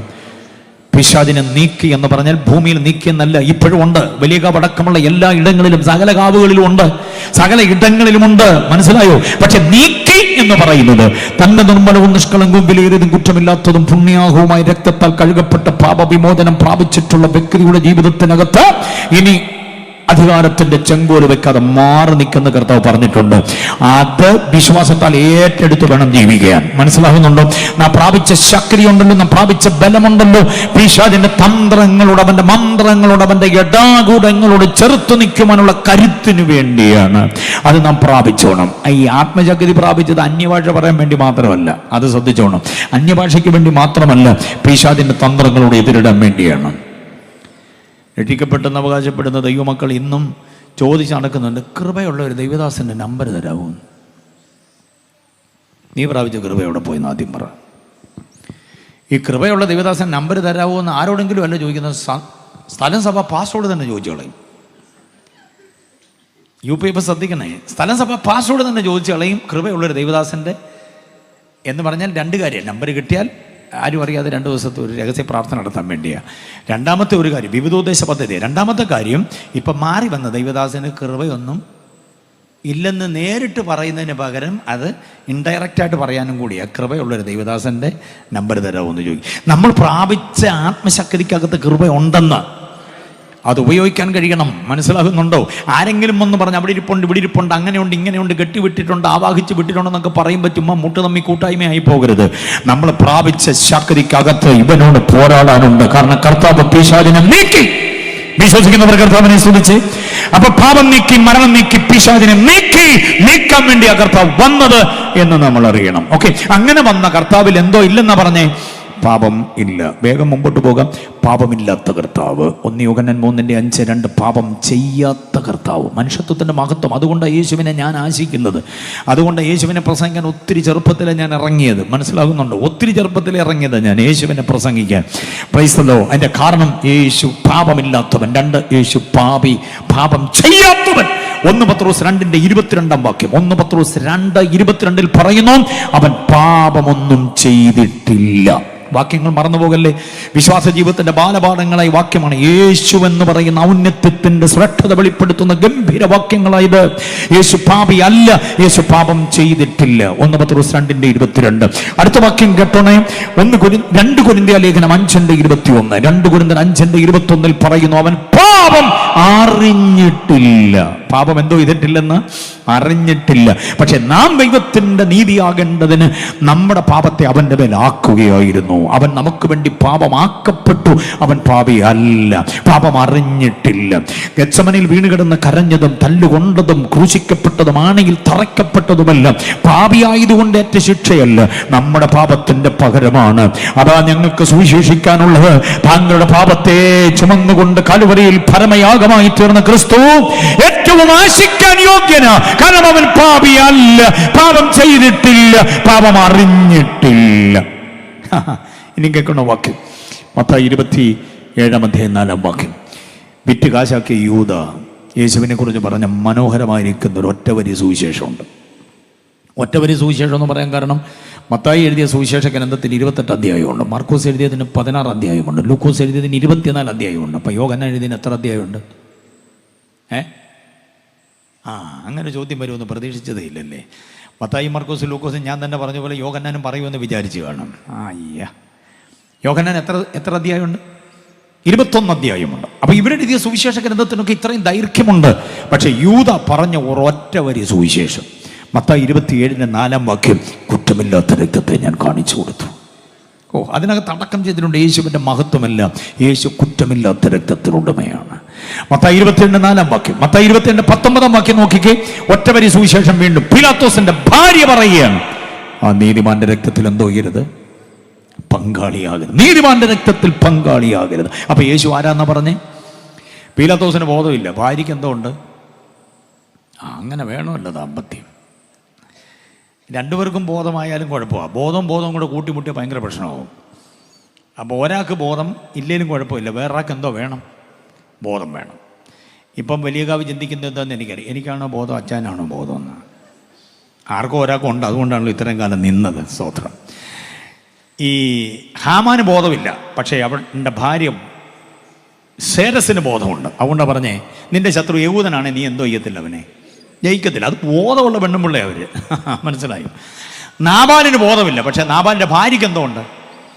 എൻ്റെ ഭർത്താവിൻ്റെ പേര് നാബാൽ എന്നല്ലേ, അതിൻ്റെ അർത്ഥം തന്നെ പോഷൻ എന്നാണ്. അതുകൊണ്ട് യജമാൻ എന്നോട് പൊറുക്കണമെന്ന് പറഞ്ഞ് ജാമ്യം എടുക്കുന്നുണ്ട്. ആര്? അബിഗയിൽ. മനസ്സിലായില്ലേ? എന്ന് പറഞ്ഞ പോലെ പീലാത്തോസിന് ബോധമില്ല, ഭാര്യയ്ക്ക് എന്തോ ഉണ്ട്, ബോധമുണ്ട്. സ്തോത്രം. അപ്പം സ്വന്തം ദാമ്പത്യ ജീവിതത്തെ ഒന്ന് പുനർവിചാരണ ചെയ്യാനും കൂടെ ഒരു അവസരമായല്ലോ. സ്തോത്രം. ഓക്കെ, മടങ്ങി വരാം. അപ്പം യേശുവിൻ്റെ മഹത്വത്തെക്കുറിച്ച് ഇങ്ങനെ ഇനി 27:54 നോക്കിക്കേ. 27:54 പറയുന്നു, അവൻ സാക്ഷാൽ ദൈവപുത്രനായിരുന്നു. അതാരാ പറയുക? ശതാധിപനാ പറയുക. ശതാധിപന്റെ സാക്ഷ്യമാണ് യേശുവിന്റെ മഹത്വത്തെക്കുറിച്ച്. ഇനി കേൾക്കണോ? ലൂക്കോസ് 23:42 വാക്യം നോക്കി. യേശുവിന്റെ കൂടെ ക്രൂശിക്കപ്പെട്ട ക്രൂശിതനായി കള്ളൻ പറയുന്നു. ഇടതുവശത്തോ വലതുവശത്തോ എന്ന് ബൈബിൾ നിശബ്ദമാണ്. അതുകൊണ്ട് നമ്മൾ അവനെ ഇടതുപക്ഷവും ആക്കണ്ട വലതുപക്ഷവും ആക്കണ്ട. ഏതോ ഒരു വശത്ത് കിടന്ന കള്ളൻ പറഞ്ഞു, ഇവൻ രാജാവാണ്, മടങ്ങി വരേണ്ടവനാ, മടങ്ങി വരുമ്പോൾ എനിക്കൊരു ഉദ്ധാരണമുണ്ട്. മനസ്സിലായി? നീ രാജ്യത്വം പ്രാപിച്ച് എന്തോ ചെയ്യും? മടങ്ങി വരുമ്പോൾ അടിയനെയും കൂടെ എന്ത് ചെയ്യണമേ? ഓർക്കണമേ എന്ന് പറയുന്ന അനുഗ്രഹിതമായിരിക്കുന്ന ആ പ്രയോഗത്തിൽ യേശുവിന്റെ രാജ്യത്വം, യേശുവിന്റെ പുനരാഗമനം, യേശുവിലൂടെയുള്ള പുനരുത്ഥാനം, ഈ 3 കാര്യങ്ങൾ 23:42 വാക്യത്തിൽ കള്ളൻ നമുക്ക് പ്രസ്താവിച്ചു തരുന്ന ഒറ്റവരി സുവിശേഷം. ഇങ്ങനെ നിരവധി കാര്യങ്ങളുണ്ട്. ഏറ്റവും ഗംഭീരമായി ഒരു കാര്യം കൂടി ഞാൻ പറയാം. നിയമത്തിന്റെ അവസാന വാക്കായി പീലാത്തോസ് യേശുവിനെ കുറിച്ച് പറയുന്ന ഒരു കാര്യമുണ്ട്. എവിടെയാണെന്നറിയാമോ? യോഹന്നാന്റെ സുവിശേഷം 19:4 വാക്യം, ഞാനിവരിലൊരു കുറ്റവും കാണുന്നില്ല. ഞാനിവരിലൊരു കുറ്റവും. വലിയ ഓർക്കണേ, യേശുവിനെ ആശിക്കുവാനുള്ള കാരണങ്ങളാണ് ഞാൻ പറയുന്നത്.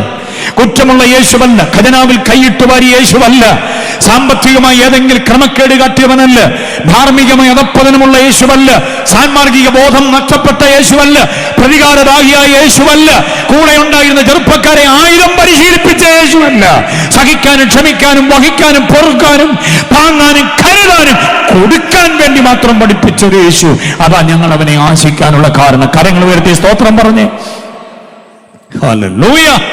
യേശു മുൻപോട്ട് വെച്ച നിയമ നടപടികളൊക്കെ അസ്വാദ്യമായിരുന്നു, നീതി രഹിതമായിരുന്നില്ല, നീതിയുക്തമായിരുന്നു. മറന്നു പോകരുത്. ഇനി ഞാൻ ഈ തന്ന വാക്യങ്ങളെല്ലാം ഓർമ്മയുണ്ടല്ലോ. ഇതിനടിയിൽ വരയിട്ടിട്ട് കൊടുക്കാൻ പറ്റുന്ന അനുഗ്രഹിതമായൊരു വാക്യം കൊടുത്തത് യോഹന്നാൻ 8:46. യോഹന്നാൻ 8:46 പറയുന്നത് എന്താണെന്നറിയാമോ? നിങ്ങളിൽ ആർക്കെന്നെ പാപത്തെക്കുറിച്ച് ബോധം വരുത്താം, നിങ്ങളിൽ ആർക്കെന്നെ പാപത്തെക്കുറിച്ച് ബോധം വരുത്താം എന്ന് ചോദിച്ചത് യേശു തന്നെയാണ്. അതുകൊണ്ട് യേശുവിനെ ഞങ്ങൾ ആശിക്കുന്നത്. സ്തോത്രം പറഞ്ഞ കരങ്ങൾ ഉയർത്തി. ഹല്ലേലൂയ. വിശദീകരണം മുൻപോട്ട് അധികം കൊണ്ടുപോകുന്നില്ല. രണ്ടാമത് ഞങ്ങൾ യേശുവിനെ ആശിക്കുന്നതിന്റെ കാരണം, യേശു സാധാ ഒരു മനുഷ്യനല്ല, യേശു ഏകസത്യ ദൈവമാണ്. യേശുവിന്റെ ദൈവത്വം വിശ്വസിക്കുന്ന എത്ര പേരുണ്ട്? ഒട്ടനവധി ദൈവങ്ങളുടെ കൂട്ടത്തിലൊരു ദൈവമല്ല, ഏകസത്യ ദൈവമാണ് യേശു. ഒട്ടനവധി രക്ഷകന്മാരുടെ കൂട്ടത്തിൽ രക്ഷകനല്ല, ഏകരക്ഷകനാണ് യേശു. ഒട്ടനവധി കർത്താക്കന്മാരുടെ കൂട്ടത്തിലൊരു കർത്താവല്ല, യേശു ഏക കർത്താവാണ്. ഒട്ടനവധി അവതാരങ്ങളുടെ കൂട്ടത്തിലൊരു അവതാരമല്ല, യേശു ഏക അവതാരമാണ്. ഒട്ടനവധി മധ്യസ്ഥന്മാരുടെ കൂട്ടത്തിലൊരു മധ്യസ്ഥനല്ല, യേശു ഏക മധ്യസ്ഥനാണ്. ഒട്ടനവധി രക്ഷകന്മാർ, ഒട്ടനവധി വീണ്ടെടുപ്പുകാരുടെ കൂട്ടത്തിൽ യേശു ഒരു വീണ്ടെടുപ്പുകാരനല്ല, ഏക വീണ്ടെടുപ്പുകാരനാണ്. ഒട്ടനവധി ന്യായാധിപന്മാരുണ്ടാകാം, പക്ഷെ അവരുടെ കൂട്ടത്തിലൊരു ന്യായാധിപനല്ല, യേശുവാണ് ഏക ന്യായാധിപൻ. വിശ്വസിക്കുന്നവർ എത്ര പേരുണ്ട്? ആ യേശുവിന്റെ ദൈവത്വത്തെ ചില വാക്യങ്ങളിലൂടെ ഞാൻ ഒന്ന് പറയാം, വിവരിക്കാതെ തന്നെ പറയാം. വലിയകാവ് വഴി ഇനി ഏതെങ്കിലും കാലത്ത് വരുന്നുണ്ടെങ്കിൽ പറയാം. വലിയകാവിന്റെ UPFുമായിട്ട് എനിക്കൊരു വൈകാരിക ബന്ധമുണ്ട്. എൻ്റെ പ്രിയപ്പെട്ടവൾ ആൻസിയുടെ വീട് ഇവിടെ പന്തമ്പുഴയിലാണ്. അപ്പം പന്തമ്പുഴയും വലിയകാവും വലിയ ദൂരമല്ല, എൻ്റെ യാത്രാപഥമാണ് വലിയകാവ്. ഭാര്യ വീട്ടിലൊക്കെ ഒന്ന് വന്നിട്ട് നേരെ പിന്നെ അങ്ങോട്ട് പോകണമെന്നുണ്ടെങ്കിൽ ഈ വഴിയാണ് ഞങ്ങൾ തേടുക. അങ്ങനെ അങ്ങോട്ട് വരുന്ന വഴിക്ക് വർഗീസ് സാറിന്റെ വീടിന്റെ ഭാഗമൊക്കെ വരുമ്പോൾ ഒരു അഭിമാനമുണ്ട്. അതുവഴിയാണ് ഞങ്ങൾ റാന്നിയിലോട്ട് പോയിട്ട് പിന്നെ അങ്ങ് പത്തനാപുരത്തേക്കൊക്കെ പോവുക. ഓക്കെ, അപ്പൊ ഈ വലിയകാവുമായിട്ട് എനിക്കൊരു വലിയ ബന്ധമുണ്ട്. അതുകൊണ്ട് ഞാൻ പറയാം, ഇവിടെയുള്ള UPFനോട് എനിക്ക് ഒരു ആത്മബന്ധമുള്ളത് കൊണ്ട് യേശുവിന്റെ ദൈവത്വം എന്ന് പറയുന്ന ഈ വിചാരത്തെ വിശകലനം ചെയ്യാതെ സമയത്തിന്റെ പരിമിതി കൊണ്ട് നിർത്തുന്നത് എനിക്ക് ഇഷ്ടമല്ലാത്തൊരു കാര്യമാണ്. എങ്കിലും ഏതെങ്കിലും ഒരു കാലത്ത് ഇനി വന്നാൽ യേശുവിന്റെ ദൈവത്വം എന്നുള്ള മഹത്തായ വിഷയത്തിന്റെ വിശകലനം തരാം. എങ്കിൽ വാക്യങ്ങൾ കേട്ടോണം. യേശുവിന്റെ ദൈവത്വം എന്ന് പറയുന്ന മഹനീയമായിരിക്കുന്ന ചിന്തകളെ നമ്മൾ പഠിക്കുമ്പോൾ തീത്തോസ് 2:12 മറക്കരുത്. പ്രാർത്ഥനയിലൊക്കെ ഉച്ചസ്ഥരം പറയണം. മമ്മിമാര്, ആന്റിമാര്, അങ്കിളുമാര്, അപ്പച്ചന്മാരൊക്കെ പറഞ്ഞോണേ, കുഞ്ഞുങ്ങളൊക്കെ പറയണേ, യൂത്ത്സ് ഒക്കെ പറയണേ. നിങ്ങളുടെ പ്രാർത്ഥനയിൽ യേശുവിന്റെ ദൈവത്വത്തെ ഉച്ചസ്ഥരം പറയണം.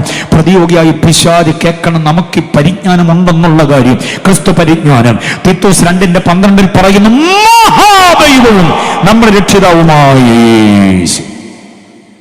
സ്തോത്രം പറഞ്ഞില്ലല്ലോ വാക്യത്തിൽ. തീത്തോസ് 2:12 ഞാൻ വ്യക്തമായി മൈക്കിനകത്തോടെ ആലറി പറഞ്ഞിട്ട് വലിയ കാവുകാരൊരു സ്തോത്രം പോലും പറഞ്ഞില്ലെന്ന് ഞാൻ വേറെ എങ്ങും പോയി പറയാതിരിക്കാൻ നിങ്ങൾ പ്രാർത്ഥിച്ചോണം. അത്രയ്ക്ക് വലിയൊരു വാക്യമാണെന്നേ അത്. ഏതാ? തീത്തോസ് 2:12. കണ്ടോ എന്തോ അവിടെ പറഞ്ഞേ? മഹാദൈവമാണ്. ജീവിതത്തിൽ മഹാകാര്യങ്ങൾ പ്രതീക്ഷിക്കുന്നുണ്ടെങ്കിൽ ഈ ദൈവത്തെ മുറുകെ പിടിച്ചോണം. ആശ്രയിക്കുന്ന ഉദ്ദിഷ്ട കാര്യങ്ങളുടെ ലബ്ധിക്ക് വേണ്ടി നീ തെക്ക് വടക്ക് കിഴക്ക് പടിഞ്ഞാറ് ഓടുന്ന ഇടപാട് അവസാനിപ്പിച്ചിട്ട് കുന്ന് കയറി മല ഇറങ്ങി പുഴ താണ്ടി കടൽ നീന്തി ദേഹം മുറിച്ച് രക്താർപ്പണങ്ങൾ പാപനാശത്തിന് വേണ്ടി പലവിധ വഴികൾ തേടുന്നത് അവസാനിപ്പിക്ക്. ഇന്ന് രാത്രി ഒരു കാര്യം ഉറക്കെ പറയുന്നു, യേശു മഹാദൈവമാണ്. ബെത്ലഹേമിൽ തുടങ്ങി ഗോൽഗോത്തയിൽ അവസാനിച്ച ഒരു ഇടപാടാണ് യേശു എന്ന് ചിന്തിക്കരുത്. യേശു ബെത്ലഹേമിന് മുമ്പേ ഉണ്ട്. ഗോൽഗോത്തയ്ക്ക് ശേഷം എന്റെ യേശു ഉണ്ട്. ഇന്നും യേശു ഉണ്ടവൻ മഹാദൈവമാണ്. വേറെ വാക്യം കേൾക്കണോ? യേശു മഹാദൈവം എന്ന് മാത്രമല്ല, റോമാലേഖനം 9:5 റോമർ 9:5.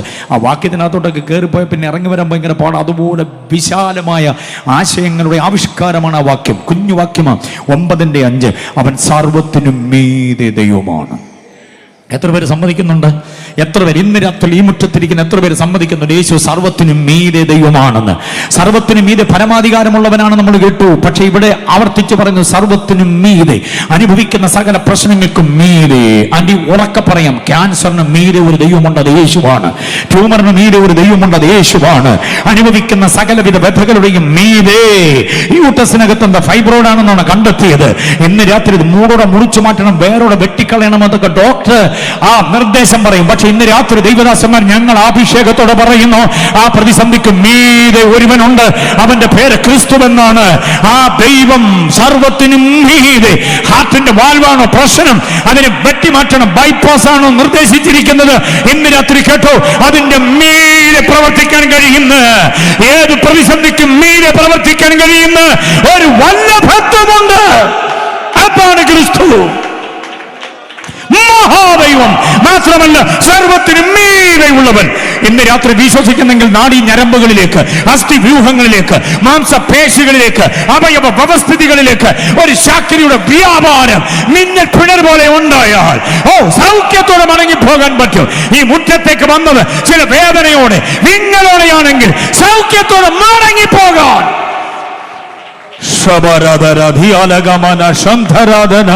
സമയം നോക്കണ്ട. ഇന്ന് രാത്രി UPF ദൈവത്തെ ആരാധിക്ക് അഭിഷേകത്തിന്റെ ശക്തിയോടെ.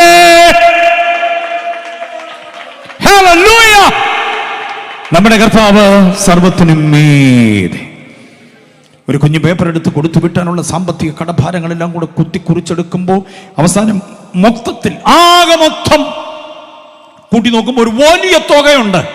എന്തു ചെയ്യുമെന്നോർത്ത് നീ വേവലാതിപ്പെടുമ്പോൾ കടബാധ്യത മാറ്റി നിന്നെ സ്വതന്ത്രമാക്കാൻ കഴിയും. ആ കടത്തിന്റെ മീതെ ആത്മഹത്യയെക്കുറിച്ചുള്ള ചിന്ത വിട്ടേരെ. അടുത്ത നാട് വിടുന്നതിനെ കുറിച്ചുള്ള ചിന്ത വിട്ടേരെ. കിടക്കടം വിറ്റ് കടം വീട്ടാമെന്നുള്ള ചിന്ത വിട്ടേരെ. അതിനപ്പുറത്ത് സർവത്തിനും മീതെ ദൈവമായവൻ ഒരു വഴി കണ്ടിട്ടുണ്ടെന്ന്. ആരുടെ മുമ്പിൽ നിന്റെ തല കുനിഞ്ഞു പോകാതെ, നിന്റെ തല കുനിഞ്ഞു പോകാതെ, നിന്റെ കുഞ്ഞിന്റെ ഭാവി അന്യാധീനപ്പെടാതെ നിന്നെ തല നിവർത്തി നിർത്താൻ കഴിയുന്ന ഒരുവനുണ്ട്. അവന്റെ പേര് സർവത്തിനും മീതെ. യെസ്, യേശു സർവത്തിനും മീതെ ദൈവമാണ്. വിശ്വസിക്കുന്നവർ കർത്താവിനെ സ്തുതിച്ചേ. ഹല്ലേലൂയ. വെളിപ്പാട് പുസ്തകം ഒത്തിരി വാക്യങ്ങളുണ്ട്, എല്ലാം കൂടെ പറയുന്നില്ല. വെളിപ്പാട് പുസ്തകം 1:8 സർവശക്തനായവൻ, ഇരുന്നവനും ഇരിക്കുന്നവനും വരുന്നവനുമായി സർവശക്തിയുള്ള ദൈവമായ കർത്താവായി ക്രിസ്തു. ഇപ്പൊ സർവശക്തനാണെങ്കിൽ എന്തോ അതിന്റെ അർത്ഥം എന്നറിയാമോ? സർവശക്തൻ എന്ന് പറഞ്ഞാൽ എന്തുവാ? ഒന്നുമില്ലായ്മയിൽ നിന്ന് ഉളവാക്കാൻ കഴിയുന്നവൻ, അസംസ്കൃത പദാർത്ഥങ്ങളുടെ അകമ്പടി ഇല്ലാതെ സകലത്തെയും ഉളവാക്കാൻ കഴിയുന്നവൻ. വാക്ക് പറഞ്ഞാൽ മതി, ഉണ്ടാകും. വിശ്വസിക്കുന്നുണ്ടോ? 33-ാം സങ്കീർത്തനം പറയുന്ന 6-ാം വാക്യം എന്താ പറയുന്നത്? അവൻ കൽപ്പിച്ചു, അങ്ങനെ സ്ഥാപിതമായി. അങ്ങനെയാണെങ്കിൽ നമ്മളെ നോക്കി ചിലത് കൽപ്പിച്ചാൽ അങ്ങനെ ഉണ്ടാകും. കർത്താവ് എന്നെ നോക്കിയെന്ന് പറയണേന്ന് പറ. എൻ്റെ വാക്കുപോലെയല്ലേ ഉണ്ടായത്. ഉൽപ്പത്തി ദിവസം 1-ാം അധ്യായം അതിൻ്റെ പ്രത്യേകത അറിയാമോ? ഉൽപ്പത്തി 1-ന്റെ പ്രത്യേകത അറിയാമോ? പാട്ടുകാരിക്ക് അറിയാമോ? ഉൽപ്പത്തി 1-ന്റെ പ്രത്യേകത എന്താണെന്നറിയാമോ? അങ്ങനെ പൊട്ടുന്ന കുറെ പദങ്ങളുണ്ടായിരുന്നു. വായിച്ചിട്ടുണ്ടോ?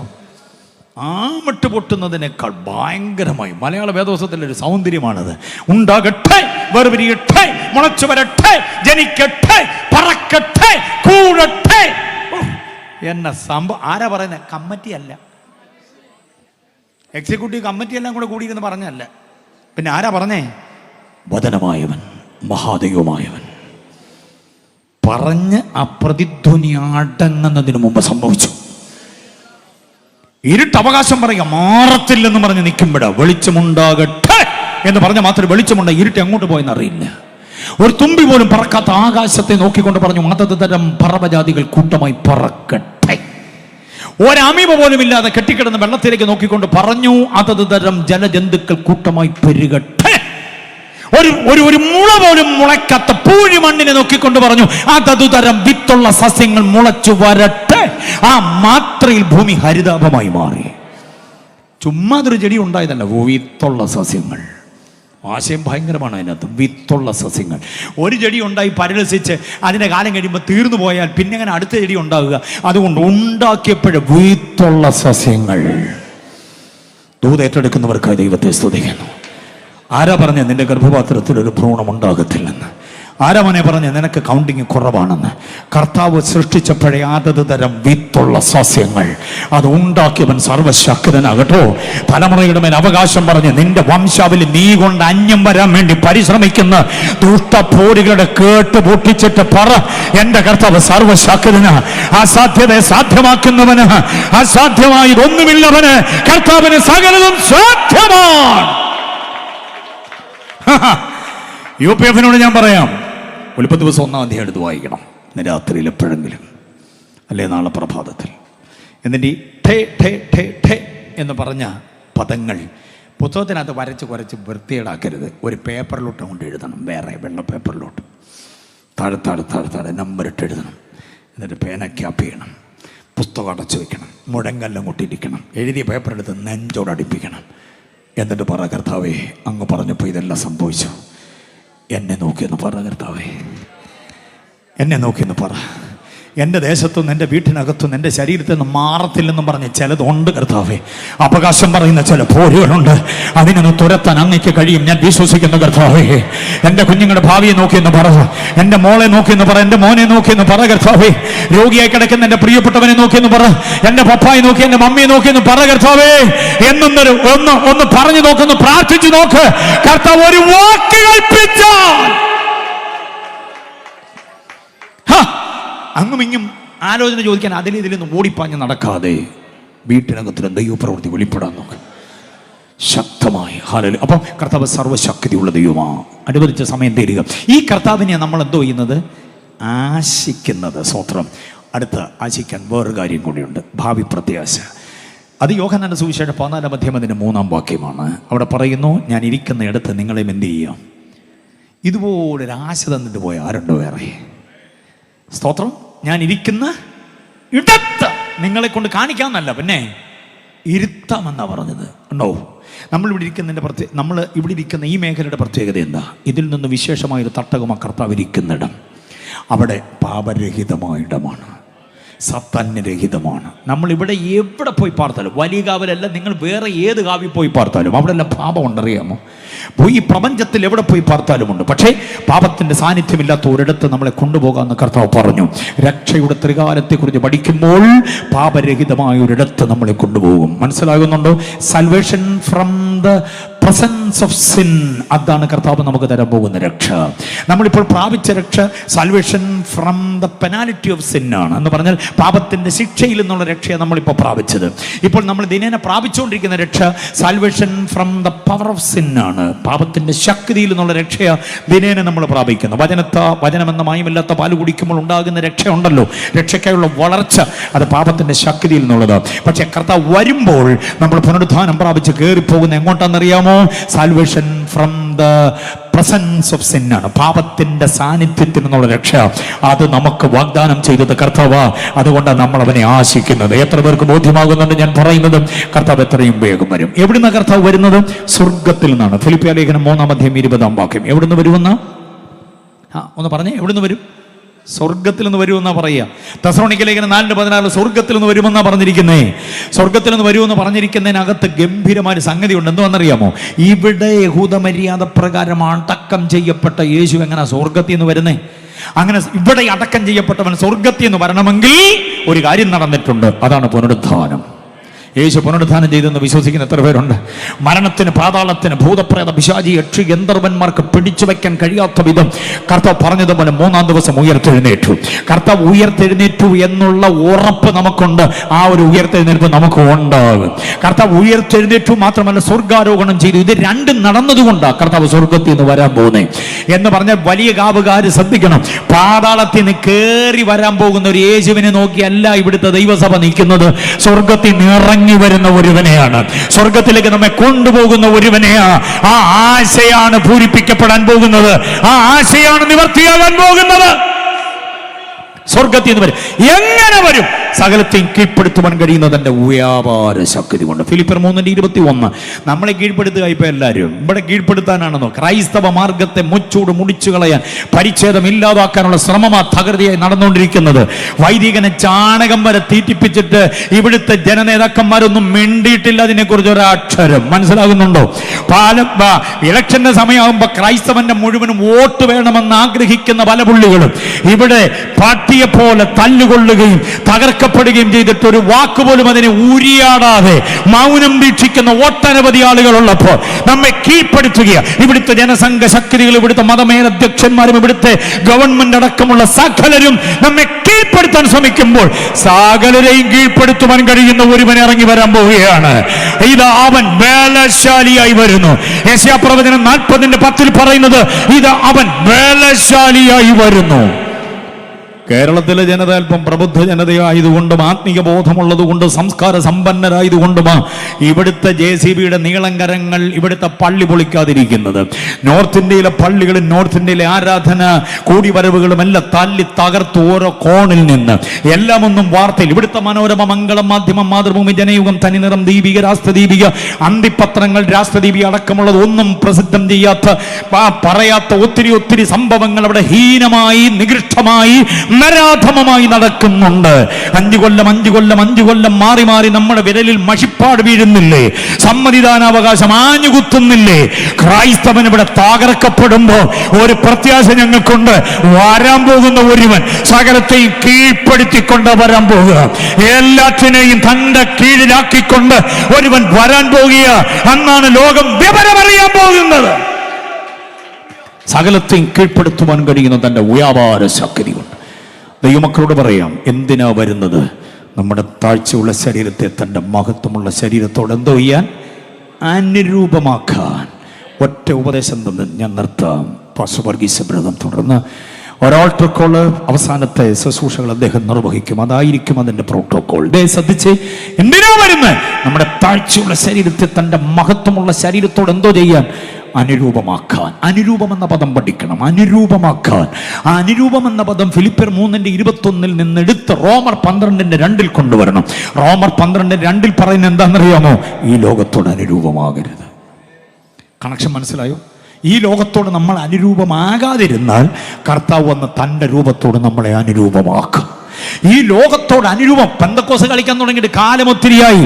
ലോകത്തിന്റെ ആർഭാടങ്ങൾ, ആഡംബരങ്ങൾ, ലോകത്തിന്റെ ആഭിചാരം, ലോകത്തിന്റെ വ്യഭിചാരം, ലോകത്തിന്റെ മത്സരീയത, ലോകവുമായി ബന്ധപ്പെട്ട തീറ്റിയും കുടിയും അതിലും ഇതിലും ഒക്കെ ആയിപ്പോയിട്ടുണ്ടെങ്കിൽ ലോകത്തോട് അനുരൂപമായവനെ കർത്താവ് തന്റെ രൂപത്തോട് അനുരൂപമാകത്തില്ല. ഈ ലോകത്തിൽ ജീവിക്കുമ്പോൾ ലോകക്കാരല്ലാതെ, ജഡത്തിൽ ജീവിക്കുമ്പോൾ ജഡപ്രകാരമല്ലാതെ, ഈ ലോകത്തിൽ ജീവിക്കുമ്പോൾ തന്നെ വരാനുള്ള ലോകത്തിന്റെ പ്രതീക്ഷയോടെ ജീവിക്കുന്നവരെ തന്നെ പോലെയാക്കാൻ ആ കർത്താവ് കർത്താവ് വരുന്നത്. യജമാനനായി വരും, അത് വിശ്വസ്തരെ ചേർക്കാനാ.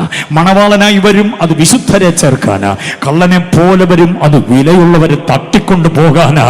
വിശുദ്ധിയും വിശ്വസ്തതയും വിലയും നഷ്ടപ്പെടാതെ നമുക്ക് നിൽക്കാം. നമ്മുടെ കർത്താവ് വരാറായി. ഇന്ന് കാണുന്ന സകല പടക സന്നാഹങ്ങളും പടക ധ്വനികളും, ഇന്ന് ഉയർന്നു വരുന്ന സകല പ്രതിസന്ധികളും യേശുവിന്റെ മടങ്ങി വരവിന്റെ അടയാളങ്ങളാണ്. ഹല്ലേലൂയ. ഇബ്രാഹിം ലേഖനം 9:28 പറയുന്നു, കാത്ത് നിൽക്കുന്നവരുടെ. നമ്മളതിനെ ഈസിയായിട്ട് പറഞ്ഞ കാത്തിരിക്കുന്നവരുടെ രക്ഷയ്ക്ക്. നോ, കാത്തിരിക്കുകയല്ല നമ്മൾ. പിന്നെന്തോ ഈ എവിടെ കാത്ത്? ആ പദം ഒന്ന് പറ. കാത്തു നിൽക്കുന്നവരുടെ രക്ഷയ്ക്കായി. കാത്തു നിൽക്കുന്നവരാരാന്നറിയാവോ? കാത്തു നിൽക്കുന്നവരാരാ? പോകണം നല്ലൊരു റെയിൽവേ സ്റ്റേഷനിലേക്ക്, ചെങ്ങന്നൂരോ അല്ലെങ്കിൽ അതുപോലെ കോട്ടയത്തൊക്കെ ചെല്ല്. റെയിൽവേ സ്റ്റേഷനിൽ കാത്ത് കിടക്കുന്നവരുണ്ട്.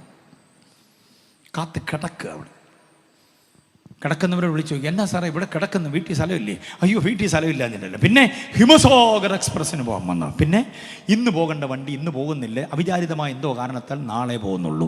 പിന്നെ എനിക്കങ്ങ് പോയിട്ട് തിരിച്ചിവിടെ വരാൻ പറ്റത്തില്ല. ഏലപ്പാറയ്ക്കപ്പുറത്ത് പശുപ്പാറയിലോ അവിടെയൊക്കെ പോയിട്ട് പിന്നെ രാവിലെ തിരിച്ചു വരുന്ന ഭയങ്കര പാടാണ്. അതുകൊണ്ട് ലഗേജൊക്കെ ഇവിടെ സ്വസ്ഥമായിട്ട് വെച്ചിട്ട് ഇവിടെ എന്തോ ചെയ്യാണ്? കിടക്കുക. അപ്പോൾ തന്നെ ആ സ്റ്റേഷനിൽ ഇരിക്കുന്ന കുറേ ആളുകളുണ്ട്. മൊബൈലിൽ നോക്കിക്കൊണ്ടിരിക്കുന്നു, സംസാരിച്ചുകൊണ്ടിരിക്കുന്നു, TV കണ്ടുകൊണ്ടിരിക്കുന്നു, പത്രം വായിച്ചുകൊണ്ടിരിക്കുന്നു. ഒരു പണിയില്ലാത്തവർ വെറുതെ എന്തോ കാഴ്ച കൊണ്ടുണ്ടൊക്കെ ഇരിക്കുന്നു. ഇരിക്കുന്നവരെ തട്ടി വിളിച്ച് ചോദിക്കുക, എന്താ സാർ ഇവിടെ ഇരിക്കുന്നേ? കുറേ നേരമായല്ലോ. അപ്പോൾ അദ്ദേഹം പറയും, കേരള എക്സ്പ്രസ്സിന് പോകാൻ വന്നതാണ്. എന്നിട്ട് ഇവിടെ വന്നപ്പോഴറിയുന്നത് 2 മണിക്കൂർ ലേറ്റാണ്. 2 മണിക്കൂർ ലേറ്റാണെന്നറിഞ്ഞവൻ ഉറങ്ങാൻ പോയ അപകടമാണ്. അവൻ എന്തോ ചെയ്യും? അവിടെ ഇരിക്കുക. കിടക്കുന്നവരവിടെ കിടക്കട്ടെ, ഇരിക്കുന്നവരവിടെ ഇരിക്കട്ടെ. അതേ പ്ലാറ്റ്ഫോമിൽ കയ്യിൽ ഭാരമുള്ള ലഗേജും പിടിച്ചുകൊണ്ട് ഒരു കൂട്ടം ആളുകൾ ജാഥ പോലെ നിൽക്കുന്നുണ്ട്.